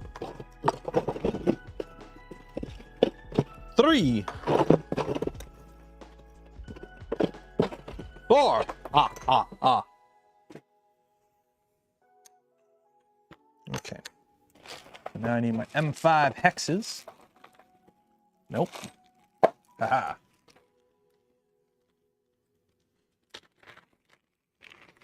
So, little tip for these, anytime you have to put like a nut or a bolt, or it's a captive nut or a captive bolt, a lot of the time they kind of work, but they fall out. Put a little dab of super glue on it. It's not gonna hurt. Okay, it'll hurt if I can't find my super glue. It was here. Yeah. Oh shoot, did I bring it inside? I think I brought it inside. I think I brought my super glue inside. I brought it inside. I think I have some epoxy. Yeah, that'll work. So yeah, just put a little dab of like glue or something on the nut before you put it in. So that way it just kind of holds it. Because once it's all together, it'll be fine. But nothing is worse than like, it basically comes out of alignment and you're like, it doesn't line up anymore and blah, blah, blah, blah. So just a little dab there and put you in there. Just do that. Dab will do ya.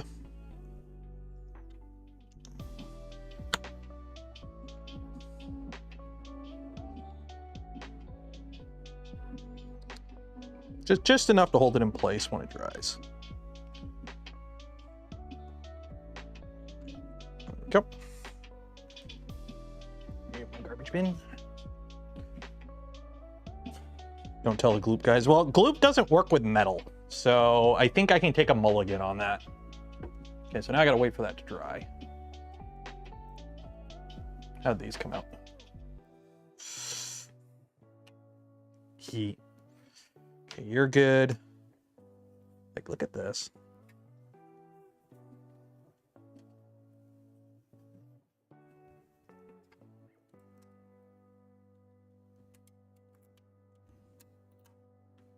How's that for taking off the support, eh? How's that? It's still there. Prusa support settings are freaking magical, I swear.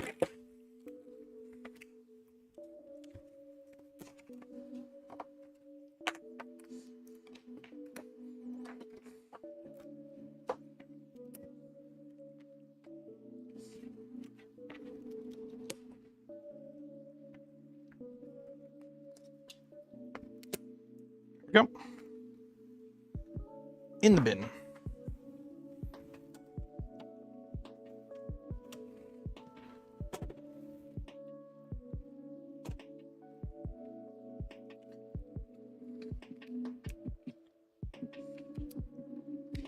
Oof. That's so nice. Okay, now this will be fun. Try and break this off without... Look how smooth that is. So that you could tell this was a print surface, so it printed, you know, flat on the bed like that. Look how smooth that underside is. Like, this is with a variable layer height. This is variable layer height. And this is carbon fiber PETG on the Prusa. And then I think this goes in here. Yeah. It's so nice. That came out beautifully. You're gonna support. Look at that underside. Look at that underside. This had support. This was the support was like that, and it just look at that. This is the Pantheon Design CFP-ETG. Fucking beautiful. Love that stuff. So good. Okay. Put this all with the other stuff.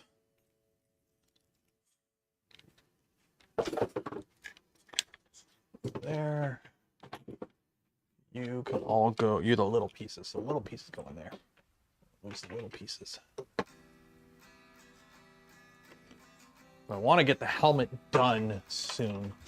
Because once I can get the helmet done, then I can go, okay. How are you? Are you glued in now? Yeah, okay. That was me just waiting for this to dry. This was super annoying though. My computer restarted last night.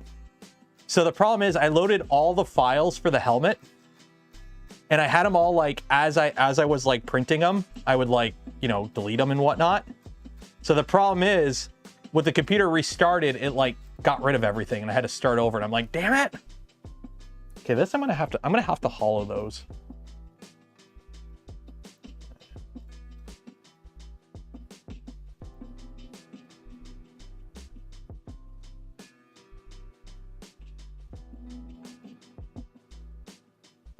How will that print? I don't know how that'll print. Let's find out. What about you?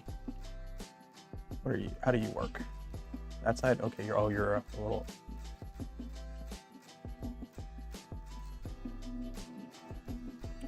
Let's do you like that. These I'm gonna have to hollow, so I'll do that. Like there, slice. Cool. Send to connect. Go, OG Joe. Firm. On the side so they're stronger. Cosmetic. Okay. Let's get back to this. So we put that in there. That goes like that, and M38. Everyone's favorite screw in the world, the M38. You're garbage and you're garbage.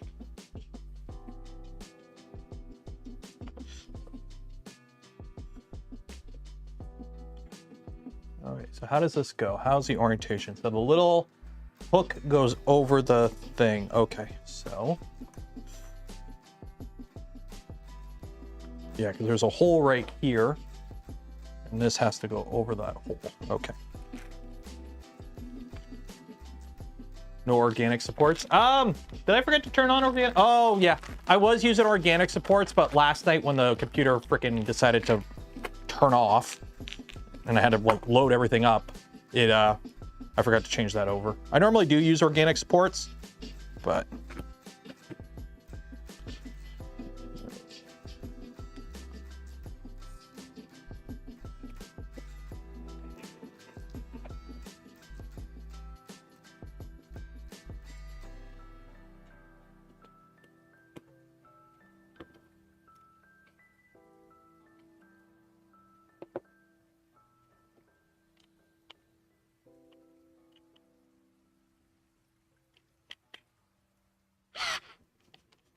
Okay, so 2 is tight enough.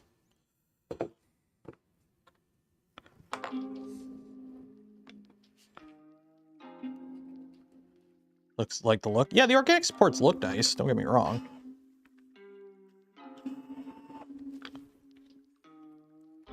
What time are we at anyways? 4:17. So yeah, so tomorrow I got to get everything ready and packed for Smurf.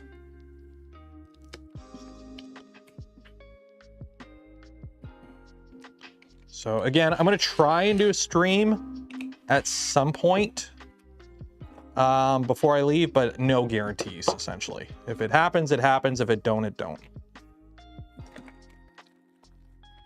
And if I do a stream, it'll just be a yap and chill. Might work on the helmet or something random. The problem is with the helmet, you want to know my problem? This is the problem with videos. Well, you don't see a lot of videos on the channel. You know how I've been working on the helmet? Right here? I have like 2 minutes of B-roll. Because I'll just come out here and work on it for like an hour. And then I'll go back in the house and I'm like, wait, I should have recorded that. And then it's like, I finish it and it's like, well, I'm not going to make a video on it. I don't have any footage of it. I'm just not going to talk. That's my problem. I got to start keeping a GoPro like charged and ready to go. And just like grab it whenever I'm doing anything out here and just set it up quickly. I think I got to start doing that. Smurf was great. Oh, Smurf's going to be awesome.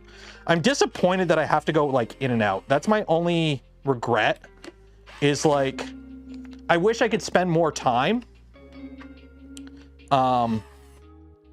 Like I would love to like make a little trip over because, you know, once you're in Europe, flying in Europe is actually pretty cheap.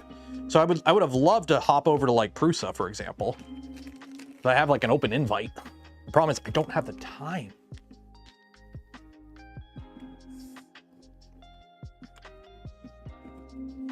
Because it's like literally, I think I'm boots ground in England for like 56 hours or something like that. I'm landing Friday around noon, I think. And then I fly back Monday around noon. So I'm like in country for like exactly 2 days. Like 48 hours. I'm in England for 48 hours, which is going to be really funny when I cross the border. Because the American border guard's going to be like, where are you going? I'm like, I'm going to the airport to fly to another country, and then I'll be back on Monday. I always get the weirdest looks when I fly out of the States. Did I print the little helper thing? I'm hoping I printed the little helper thing. I did print the little helper thing. Good. Okay, so we're going to need some motors now.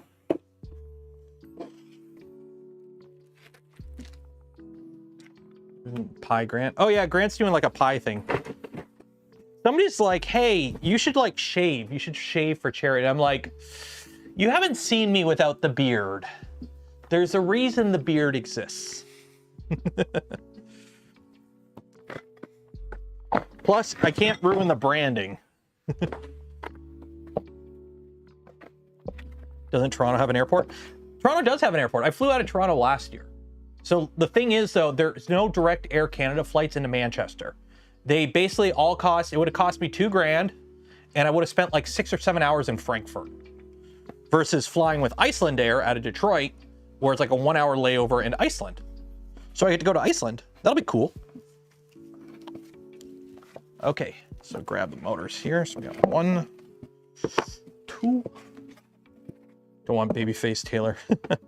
I'm assuming I use the ones that have no pigtail on it.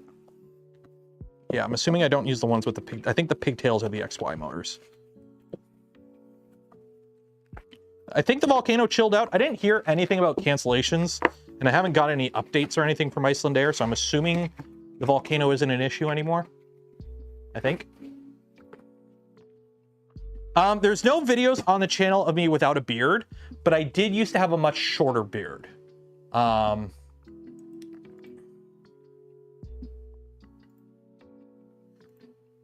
used to have a much shorter beard because, yeah, oldest.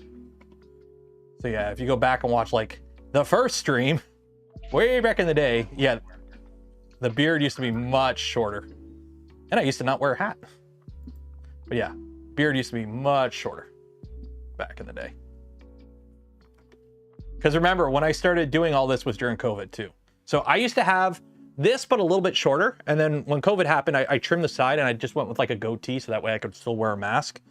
Because, you know, mask fitment matters. Like if you're trying to wear an actual proper mask and you have a beard, it's not going to work right.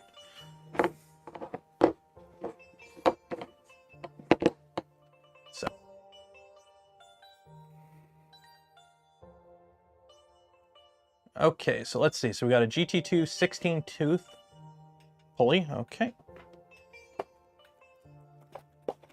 So these guys. Probably gonna need, did I put the baggie of, I did. I gotta find those again. Oh, no, here they are.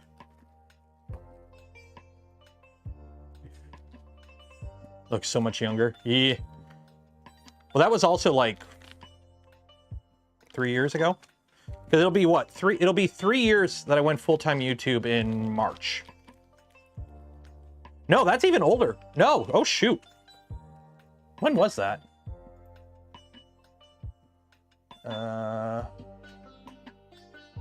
Holy shoot. When was that? History. So this was my first live stream 4 years ago. May 2, 2024. Oh, geez. Yeah, because it was, yeah. So it was,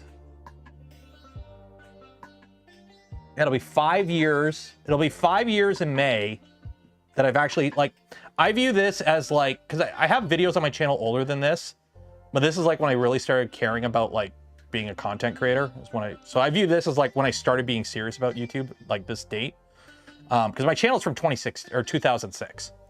So I can't go, oh, this is my YouTube anniversary, because it's like my channel's from 2006 and it's World of Warcraft shit.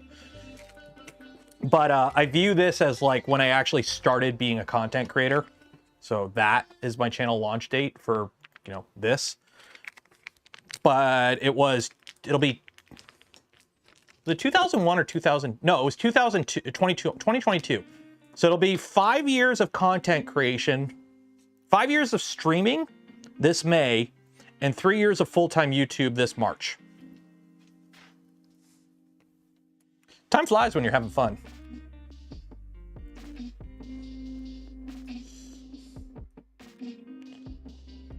But yeah, there's like there are some videos on my channel, like Voron videos from like, because 2018 is when I started doing a few tutorial videos, because those videos though were mostly like, I just made them so people would stop asking me questions on the Discord kind of thing.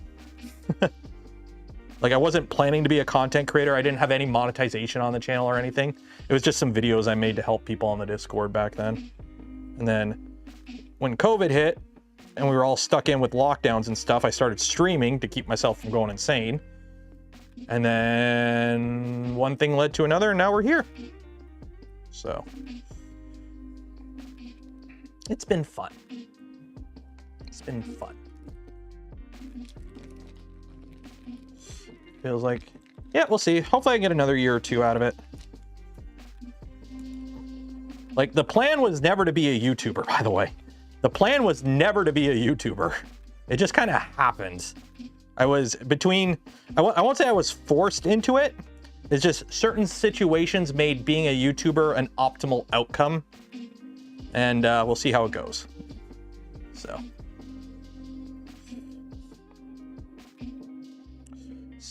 6 years. Yeah, it's very, I have a very easy way to track how long I've been part of the Voron team. It's how old my kid is.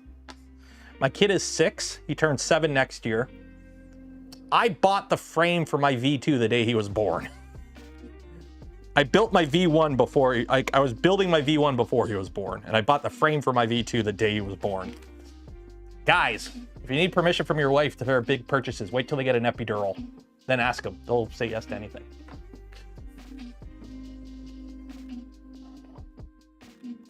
Okay, so we got those on there. So we got the thread locker, and then we do that. Okay. So teeth down.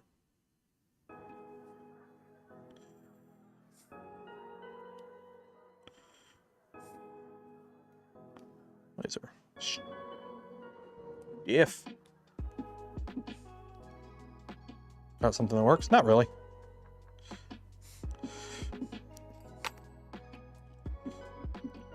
Like, what do you think I got in the works?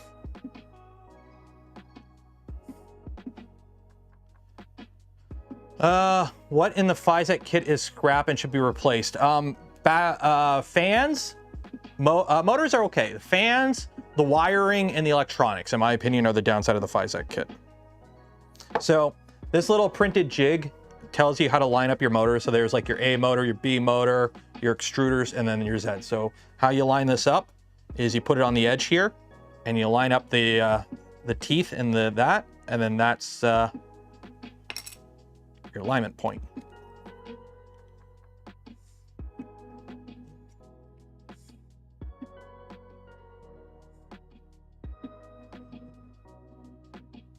There we go.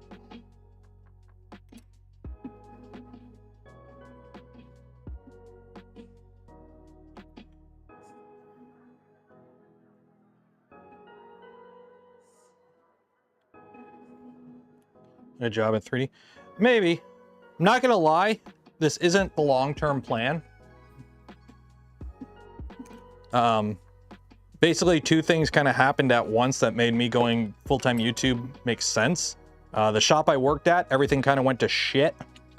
And I was very unhappy with my career at that location, and I needed to get out for my own sanity. And then some other stuff that you don't need to know about. But it involved basically being home as much as possible was optimal for a bit. And hopefully those days are kind of coming to an end, so who knows?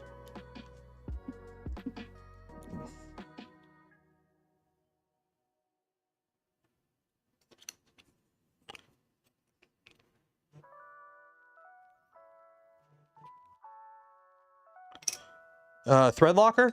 For somebody asking thread locker, it's pre-applied. These set screws have thread locker pre-applied on them.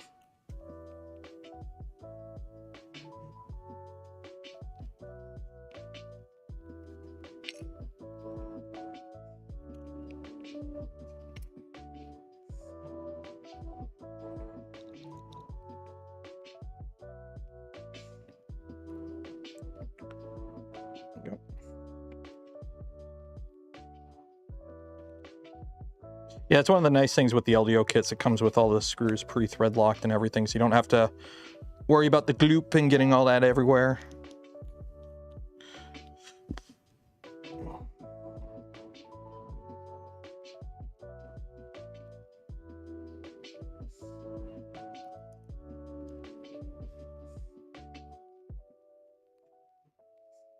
Wow, this does not want to go in. Okay, maybe this one's a little bit better.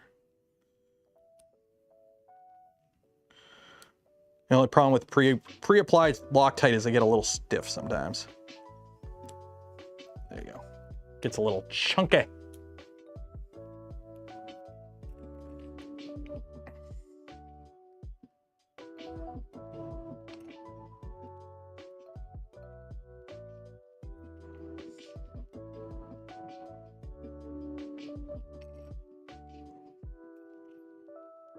Dang it.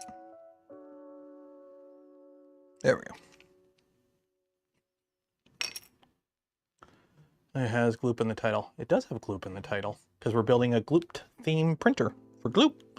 So that way they can have a nice pretty Voron at their trade show booth instead of having just the Prusa. There we go.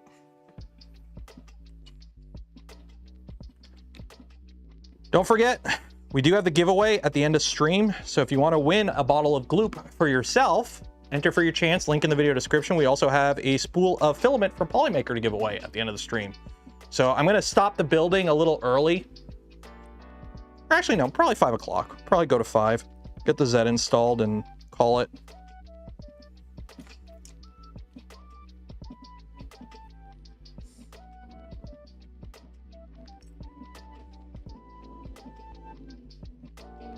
You forgot to enter? Well, enter now. Hurry up.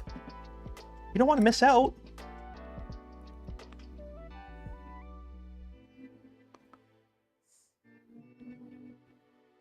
Yeah.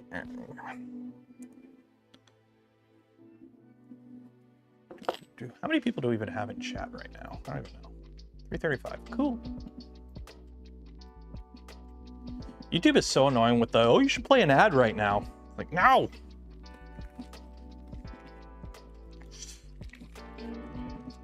At least I don't got to deal with hype trains. Although I can do this. Where is it? Where's the thing? YouTube keeps making me want to do this. There. There, YouTube. You want to do that? There.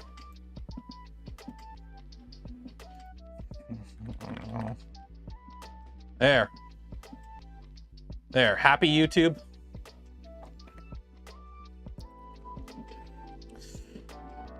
YouTube's been really pushing for like engagement bait bullshit that, like, you know how on Twitch you got like hype trains and whatnot, which it's like, oh, support your creator, get a train going. It's like, yeah, they make more money off of it. Same with YouTube. When you donate money to the channel, I appreciate it, but also YouTube appreciates it. So now they're like, oh, you need to set a goal. You need goals. The problem is the goals are for super chats. I don't want super chats. I mean, I'm not going to say no to super chats, but I much prefer if the goal was just like a member number. Because, like, you know how you Twitch streamers, they got like the member count, like, ooh, sub goals or whatever. YouTube needs sub goals, needs membership goals, not super chat goals. Because the only one who benefits from a super chat is me. I much prefer memberships. Because when you gift a membership, I get the same amount, but somebody else gets to be a member. So the community benefits as well. And I'd much rather the community benefit than just me. So, yeah.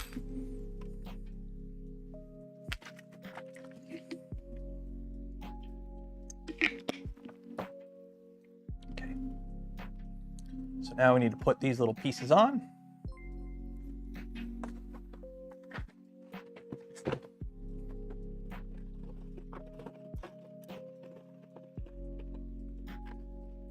These accent pieces or not? I don't think so. They are not accent pieces. Oh wait, are they? No, they're not. 1.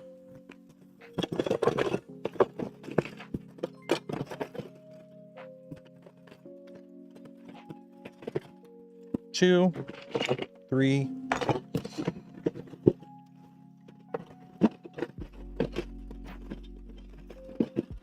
I got 3.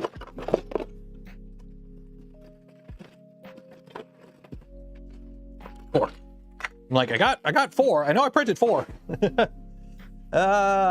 Bearded Printer gifted a community membership. Thank you. Appreciate it. Okay. Oh, M38s, everyone's favorite screw. Yay.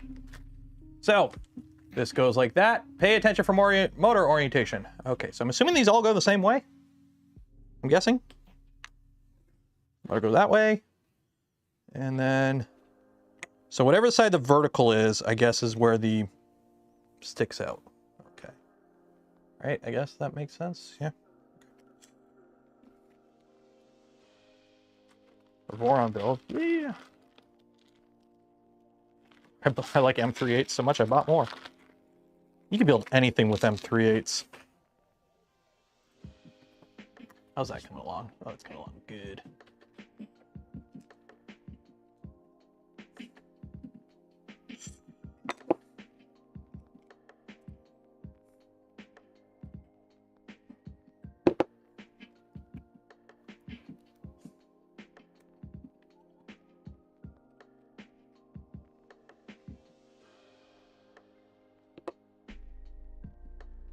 Seven project boxing. Yeah.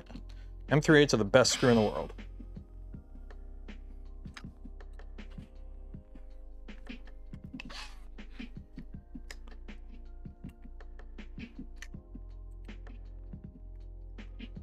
1. Ah.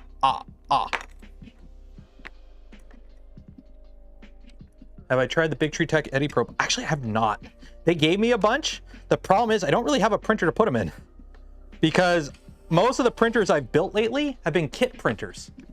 So I use what comes with the kit, because whenever somebody gives me a kit, I use what comes with the kit, because how else am I going to judge the kit unless I use what comes with the kit, right? That's the problem with this guy, is I had to swap out a bunch of stuff. So the video on it's going to be a little weird. So the problem is, what am I going to put the Eddy probe in? I'm not going to put in that machine. That has a PZ probe, and I like it. That has tap.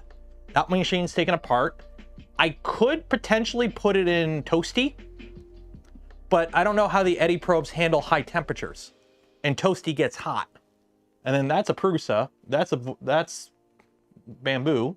I ain't messing with the Pantheon, and that came with the kit. So it's like, I don't have like... I'm happy with my probing solutions already in all my machines. And the machines I might put them in wouldn't work with Eddy because they don't have like beds that would be that compatible. So what's the screwdriver?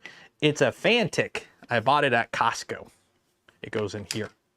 It goes boop, boop.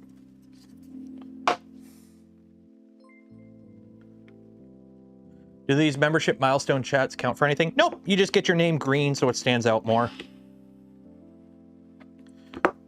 Which would make more sense if I was more of an engagement bait streamer. But the problem is I answer too many questions, so people don't use it as much. You want to know the shady tactic to make more money as a streamer? Don't talk to your chat. Only answer their questions if they super chat. But I don't like that, so I don't do that.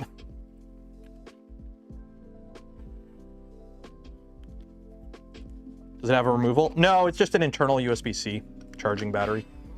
And I have no idea how long the battery lasts because I never charged this. This is all the charge that came with it so far. No, I didn't ignore you, Blank. I just haven't been paying attention to you. The Milo is getting an upgrade? Yeah, I know it's getting an upgrade. I haven't really looked into it.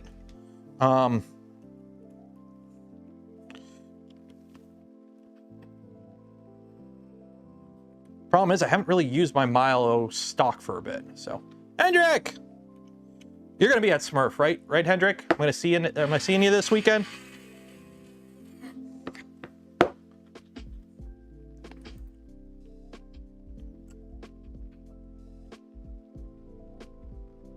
Yeah.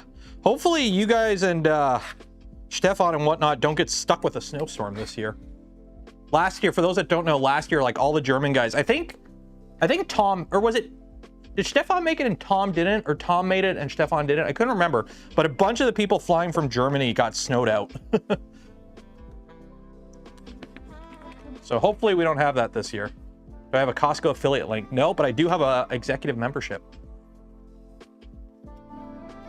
Okay. So now we mount those. Okay. Both. Oh, that's right. Both. Yeah, I'm trying to remember who it was. Because like some people made it, but they flew it like a day early or not. Jinxing it. I'm not jinxing it. I'm not superstitious. I highly doubt one random Canadian saying, I hope it doesn't snow, doesn't affect global weather conditions. If it did, then I have more power than I thought I did. Okay, let's get these feet mounted and we'll call it there. Says the Canadian. I mean, technically I do have power over the weather, but only snow. And only in the Arctic.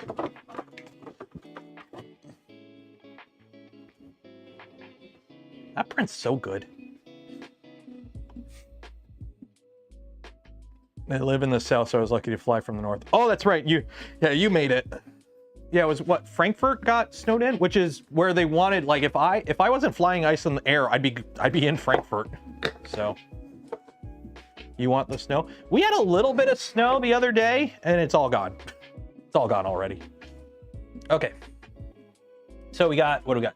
We got 4 T-nuts. 2 go there. And we do this corner first. Okay. And then the motor goes in, and it locks in place. So those are M510s, and these are M540s. Okay. So, oops. Flip you over. Make sure we have the stoppers so our stupid rails don't go flying. We're good there. Okay, cool. So M5. There are my nuts.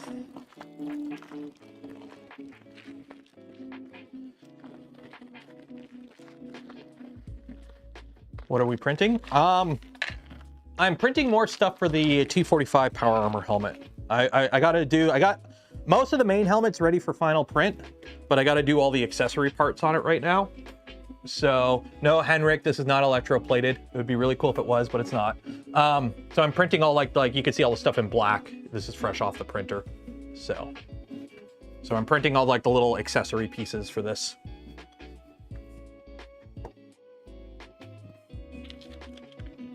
It'd be really cool if I could electroplate it, but I'm doing the whole suit and I don't want to know how much that would have cost to do the whole suit in like steel.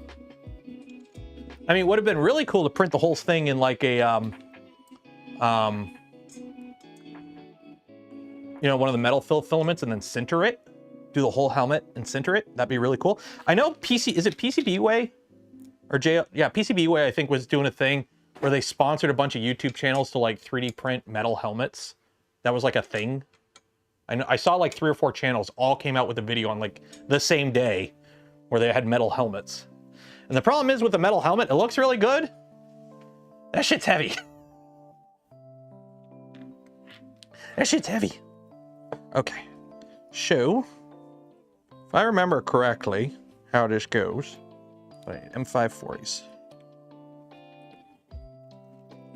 M540s. You're near Ottawa. We normally get pummeled by snow. Last year we had almost nothing. I know, my brother lives in Ottawa. Last year nobody got snow. We got like nothing down here. I'm down in like the Windsor area. We got like nothing last year for snow. It was actually kind of sad. It's like there's all the snow.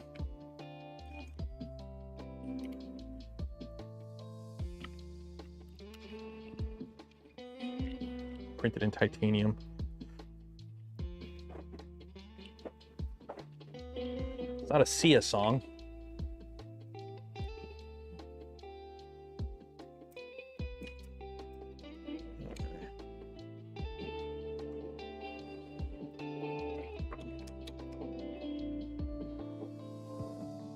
Okay, you go there, and you go there.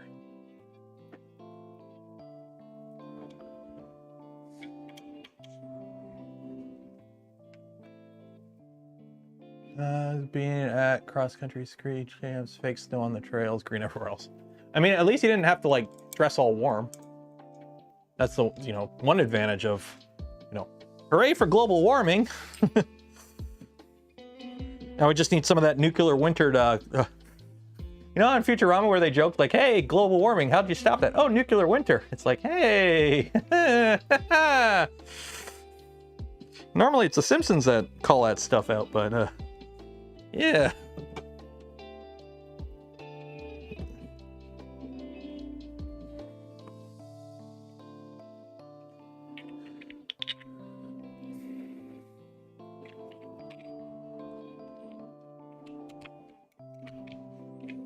Actually, no, I don't want to use this one. That one's yucky. See, winter is coming. Has anyone printed with PET CF? I have. Trick with PET.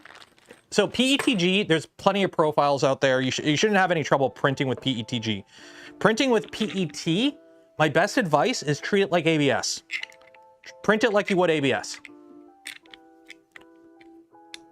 And make sure you use a hardened nozzle if it's carbon fiber filled, obviously. But yeah, this whole helmet is carbon fiber PETG. So.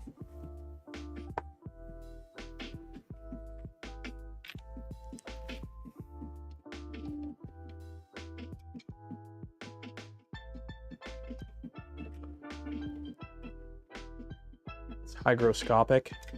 Well, yeah, a lot of PET type based filaments are going to be hygroscopic. That's just kind of, that's nature of the beast.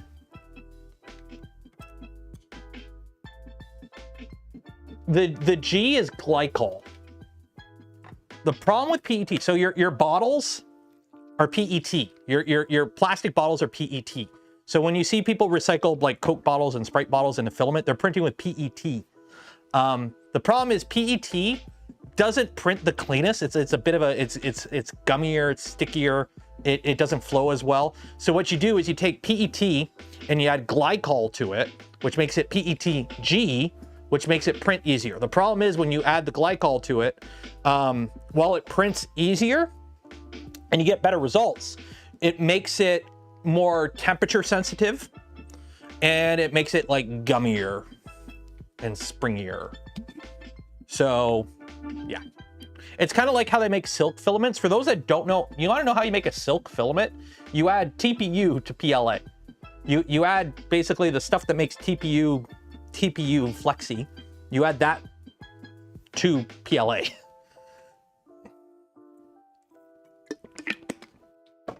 It's one of the reasons why silk filaments don't have great layer adhesion, because they're actually like it's a mixture.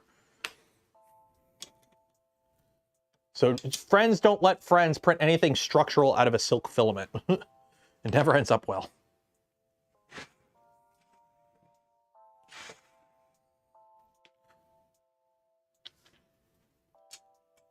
Is there matte TPU filaments? Yeah, a lot of TPU filaments are matte.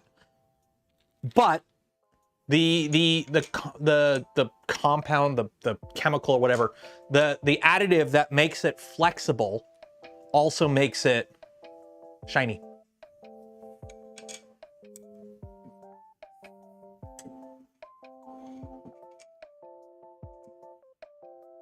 Black Friday, Polymaker refunded my Black Friday order due to Canada Post strike. They can't deliver to your location. Oh, that sucks. Yeah, the Canada Post strike, like I support the strikers and all that. I know it's impacting people, but it's one of those things. If you gotta support them.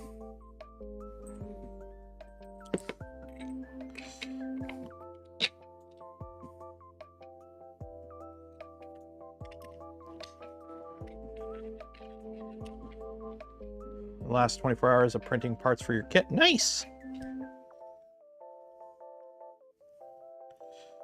There we go. Okay, so no, this side. You're that side, so you're this side.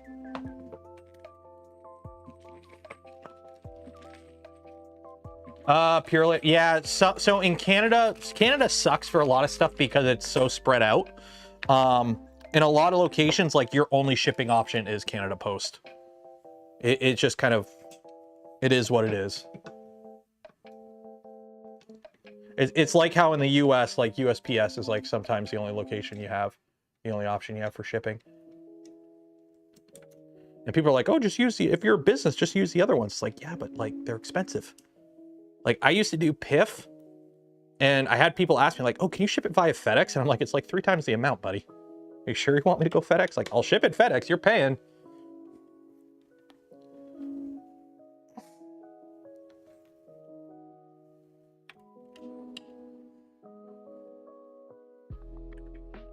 In general, is unhinged as a business. It's not supposed to be, okay. I don't know why this is a thing, and like, I'm assuming this is like some Chinese or Russian psyop. It's not a business, it's a service. It's not supposed to make money. It's a utility, it's a service. It's not supposed to make money. I don't mind if Canada Post hemorrhages billions of dollars. It's not supposed to make money. It's a service.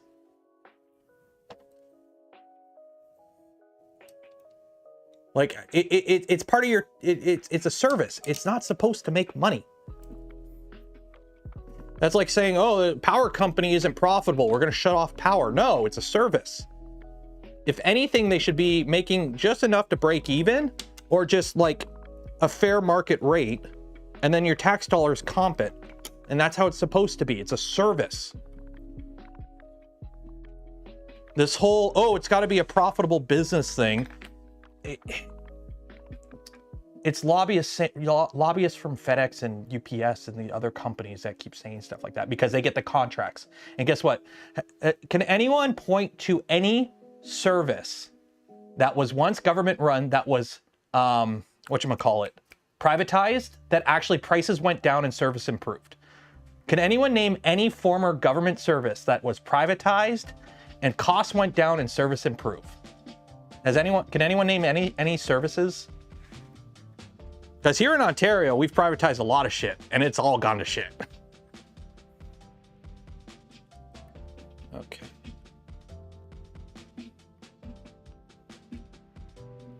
Yeah, the government is not supposed to be a profit-making endeavor. Yeah.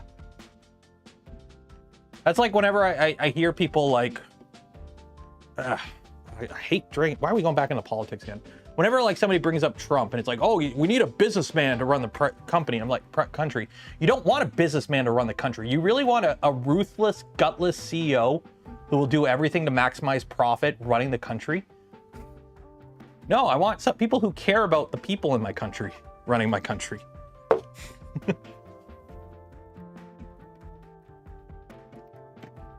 It's like you don't want that.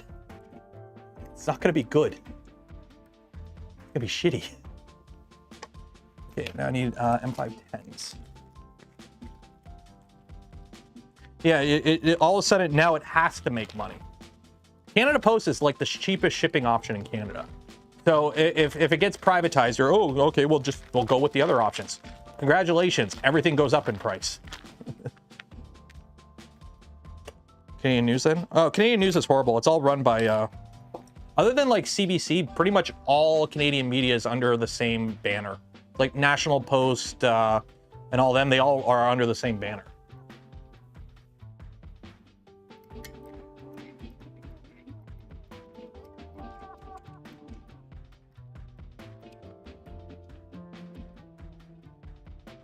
So that's that. And now I need a little hooky piece, which is this guy. To be able to launch more reliably, cheaper than NASA. Okay, SpaceX is something different. Because remember, NASA is just a government agency. NASA doesn't build anything. Remember, NASA doesn't build the rockets. They contract out the rockets. And the problem is the government's running that. But you can't compare that to like the post office. Remember, a lot of the big expenses of NASA, like the whole SLS program, only exist because the government told them they had to do it to keep all the formal shuttle employees employed when the shuttle program ended. The SLS is a pork product. It's designed to basically keep people employed. And SpaceX saves the government so much money. I was reading a thing, it's like the SpaceX has saved the Department of Defense in the US billions versus what they would have had to pay to put up all their spy satellites using traditional companies. So, but no, NASA's a research organization. They're not supposed to be making like profit and whatnot. It's a resource organization. Okay. So if you've never seen how these work, these are really cool. This is how you tension your belt. So on the V2, you've got this gearbox here for your Z motor, okay? So you can see in here, we got a pulley. This will drive up and down. So we got a 16 tooth to a 50 tooth or whatever the teeth are, I don't know. But you got to have this properly tensioned. So you have this little printed part here. So you screw in the motor mount. So the motor mount and this mount is independent. You screw it in, you have them loose, so there's some play, and then you just do this. Doop. And that puts the right amount of tension on it, and then you just lock it down with the right screwdriver. And you just kind of make sure it's lined up.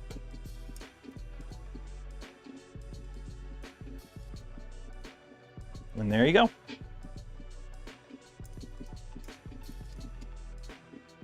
Easy, easy, lemony squeezy.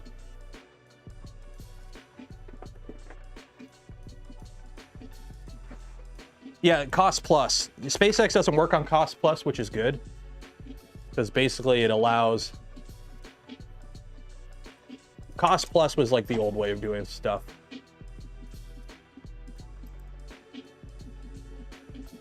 That's the annoying thing. As much as I don't like Elon Musk, and I think he's a total tool, I like SpaceX. So it's like, ah, this is cool rockets. I love rockets and shit, but I hate having to go check out a stupid profile after every launch to see what's going on. And is it cheaper to send a packet from Vancouver to Gatineau via FedEx than over Canada Post? It depends. Canada Post is not good with packages. Canada Post is hit and miss with packages, depending on where you are. But the problem is letters. The majority of what Canada Post deals with is letters, right? Your normal mail.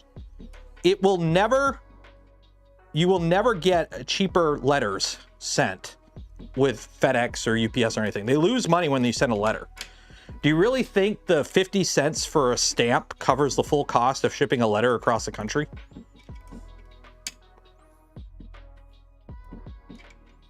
I have no idea how much stamps cost. I bought a packet of like the permanent stamps from Costco like 10 years ago and I still have them. So I don't know how much stamps are now.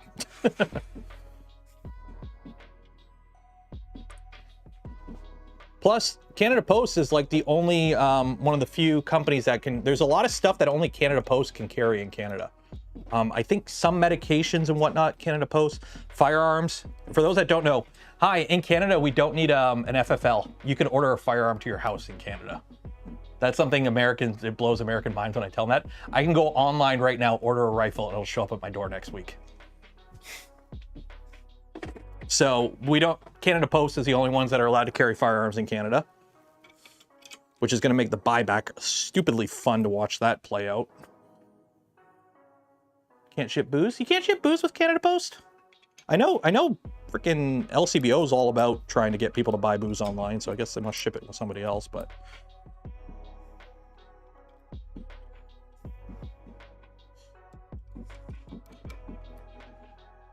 Lock that.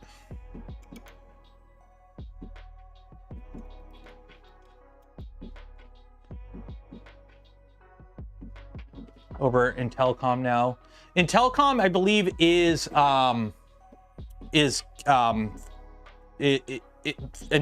is Amazon, I believe. It's like it's owned by Amazon, I believe. Because the only time I see Telecom deliver anything is Amazon.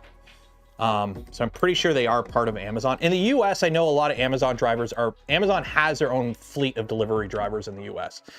I'm assuming they're trying to do that in Canada with Telecom.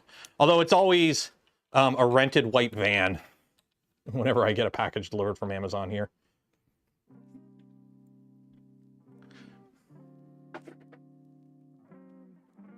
I'm making money printing fake 3D printer lower receivers, buyback. Oh yeah, those.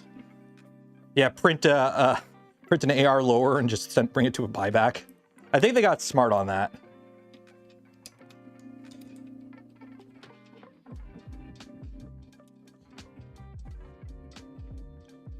Yeah, I think the buybacks in the US got smart to that.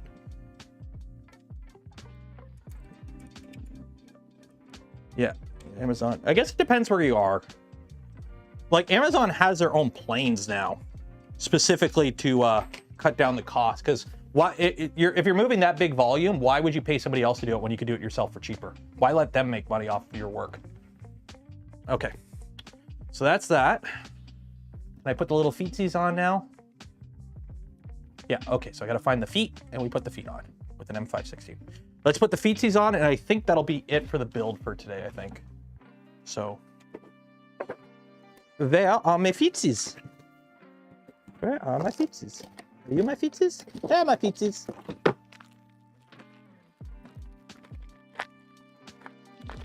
Amazon won't deliver it. Yeah, that makes sense. Telecom does so. Oh, okay, so maybe it's not.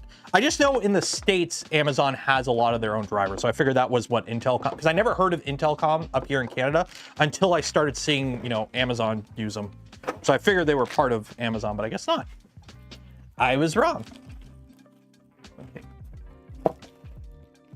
M516s, M516s, 16s.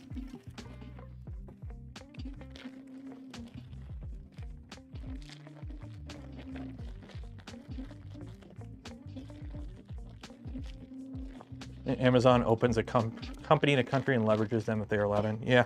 I mean, a lot of countries work like that. Okay. It's like if you start up a business in China, the government owns like a portion of it. So what ends up happening is a lot of these companies end up getting just, the government takes them over.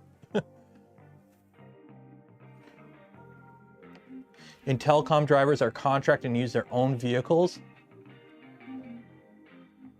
That's part of what the Canada Post strike is about. Contract employees can be paid less than minimum and make... Oh, that's bullshit. No. Companies have made more money than they've ever made ever.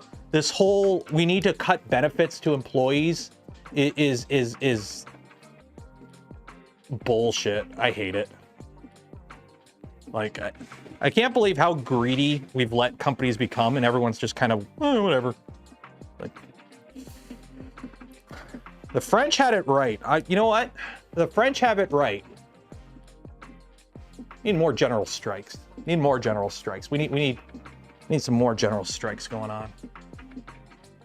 They you know what? People make fun of the French. They protest over everything, but you know what? They got it good with a lot of stuff. Anytime government tries to do something to screw them over, it's like, nope, go on strike. Oh yeah, that's it. Remember, it's billionaires telling people that make $25 an hour that the problem is people making $7 an hour. When I worked in a tool shop, I heard it all. Like, this was one of the reasons I hated working in the tool shop. It was full of crotchety old boomers. And like, I would bring up like, oh, hey, they raised minimum wage, and they would get angry. Because it's like, why does a kid working at McDonald's deserve $15 an hour when I'm here busting my butt building this mold for $20 an hour? And I'm like, do you ever think the problem is not that they're getting paid too much, is that you're not getting paid enough? This is $1 million tool. We're making a couple $100,000 in profit on it. Pure profit that goes to that guy. Why aren't you getting paid more?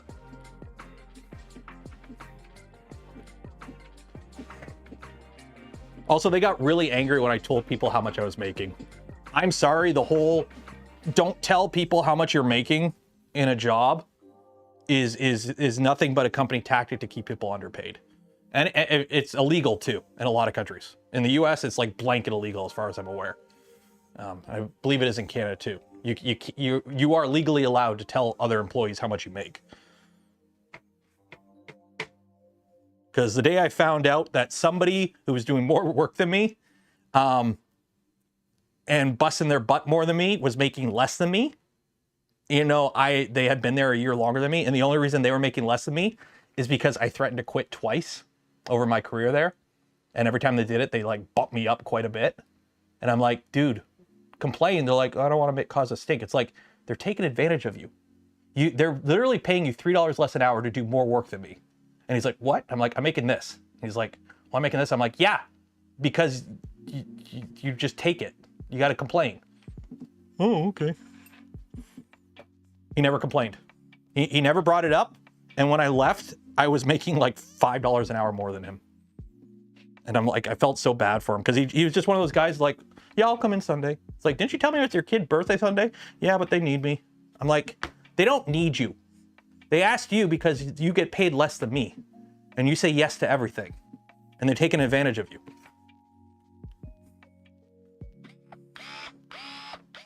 So yeah, don't be afraid of talking about your wage. And if they fire you, you can make money off of them. Don't let companies take advantage of you. They make more than enough money. Anyways, there we go. This is gonna look so good. I didn't print any of the skirts yet, so I don't have anything to compare. But like, oh, I got one of the skirts. This is the skirt for like electronics or the power plug. So that's gonna go something like that. And then we got, this is gonna look so good. This is gonna look so good. Here, let me just throw a bunch of parts on here just so we have some color. Yeah, just throw a bunch. Where'd that part go? Uh-oh. Uh-oh. I don't know where it went. Is this it? Okay, good. Good. That would have been super annoying because I didn't know what part that was. And if I didn't find it, I'd be like, shoot, oh, I guess we're gonna build till I can't find it. Yeah, this is gonna look so good. I mean, look at the colors. Don't they just pop?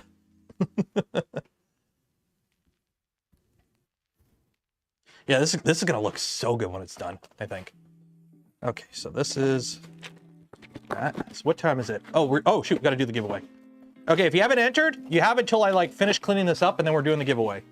We'll do the Polymaker giveaway first, and then we'll do the other one, the GLOOP. It's gonna look so good. This is gonna look so good.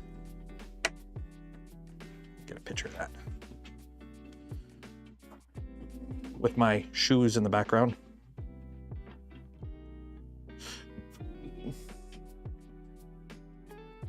Put the top camera in black and white. I think I can.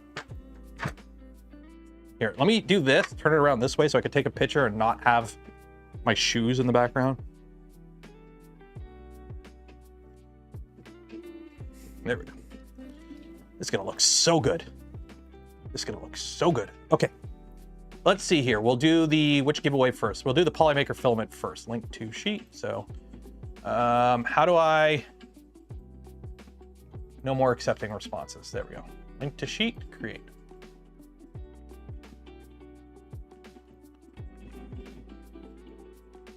All right, names.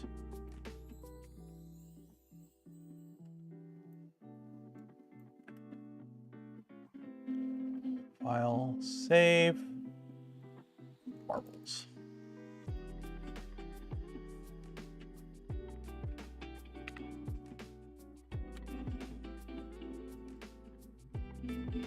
What just happened there?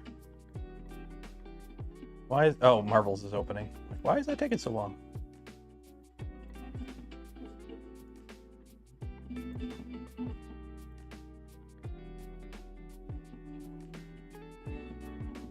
Well, you could still enter for the GLOOP giveaway. Continue, race, add names, so clear, open names. Okay, 324. Okay, so let's do express delivery. Sure, why not? What was it? How many people did we have? 324. Did I click bots? Hopefully I clicked bots. Yeah, I did. Okay, so how this works, if you win, you get a spool of filament from Polymaker. But if I pick your name and you win, you get a spool of filament from Polymaker and a free hat. So good luck to David's Projects. David's Projects, if you win, you get a free hat along with your spool of filament. Oh, okay, I guess we're going up first. Woo, Salty Day went for an adventure.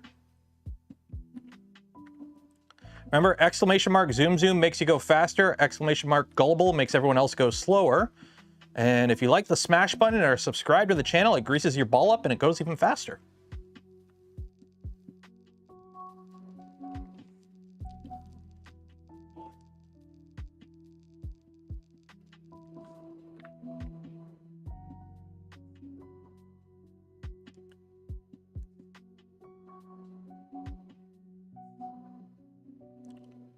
Oh, who's in the lead? Twin Dad's in the lead.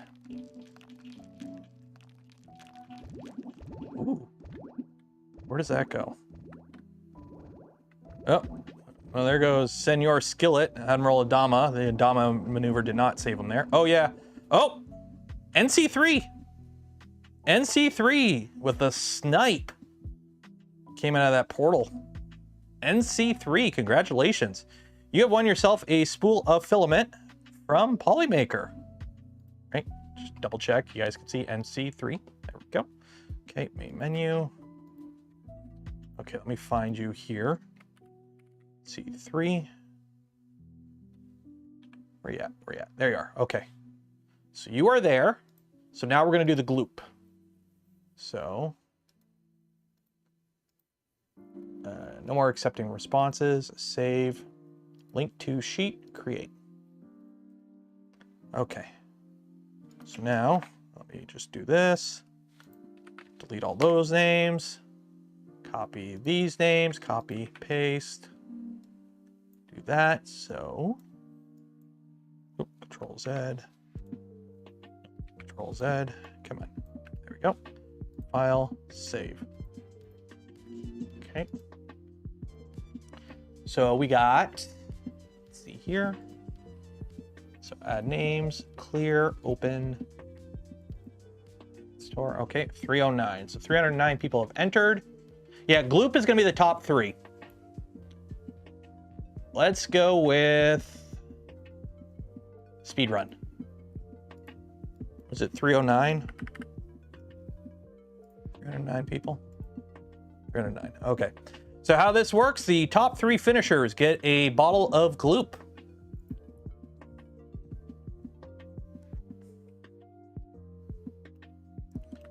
Okay. For this one, I'm not going to pick a hat winner. Go, go, go! Apparently the world record for this is a minute. Go buy some gamer subs. Use code Canuck, save 10% on your order. Buy some GLOOP, save 15% on your order with code Canuck. Glue your stuff together. Build some cool stuff with 3D prints with GLOOP.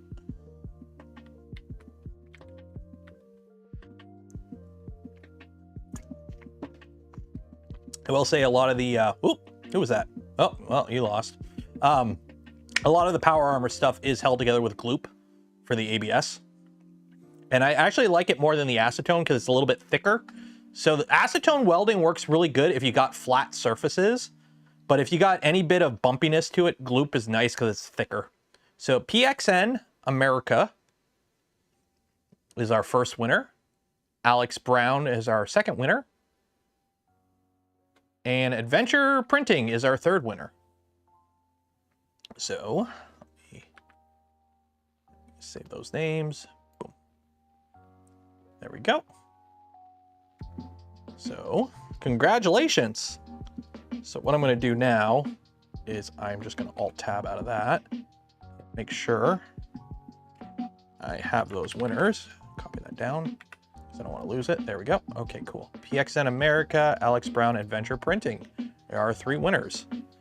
So, final results. There's our 3 winners. Bada bing, bada boom. Cool. So, each of you should get an email from Adam, or Andrew. Why do I keep saying Adam? From Andrew, with information on how to collect your GLOOP. Okay. So that's cool there. Let me just double check everything here. Check the chat, make sure everything's all hunky-dory.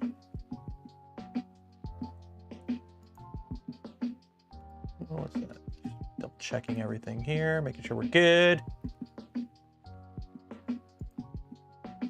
Okay, I think we're good. I think we're good. Okay, so we're gonna call it there. Again, congratulations to the winner of the Filament from Polymaker and the GLOOP. You'll get emails after the stream ends. For everyone else, I hope you enjoyed the stream today.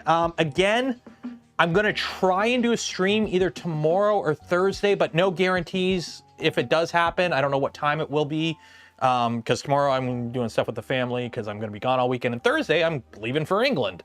So again, Smurf is this weekend. So I will try and do a stream from Smurf. I always try and do a stream at events. A walk and talk around the floor, whatnot, for those that can't make it. Again, I don't know what time that'll be. Again, England is also 5 hours ahead. So if I go live at like noon, it'll be 5 p.m. Eastern. Yeah, and it'll be either late or early, or no. Yeah, I don't know. The time difference is funky. But either way, yeah. So join the Discord if you're not on the Discord for notifications. Follow me on Twitter and Blue Sky. Links for that all in the description. Shout out to Polymaker for the spool of filament we gave away this stream and every stream. Shout out to 3D GLOOP for sponsoring this build series, providing the kit for this build series, and providing the GLOOP that we gave away on this stream.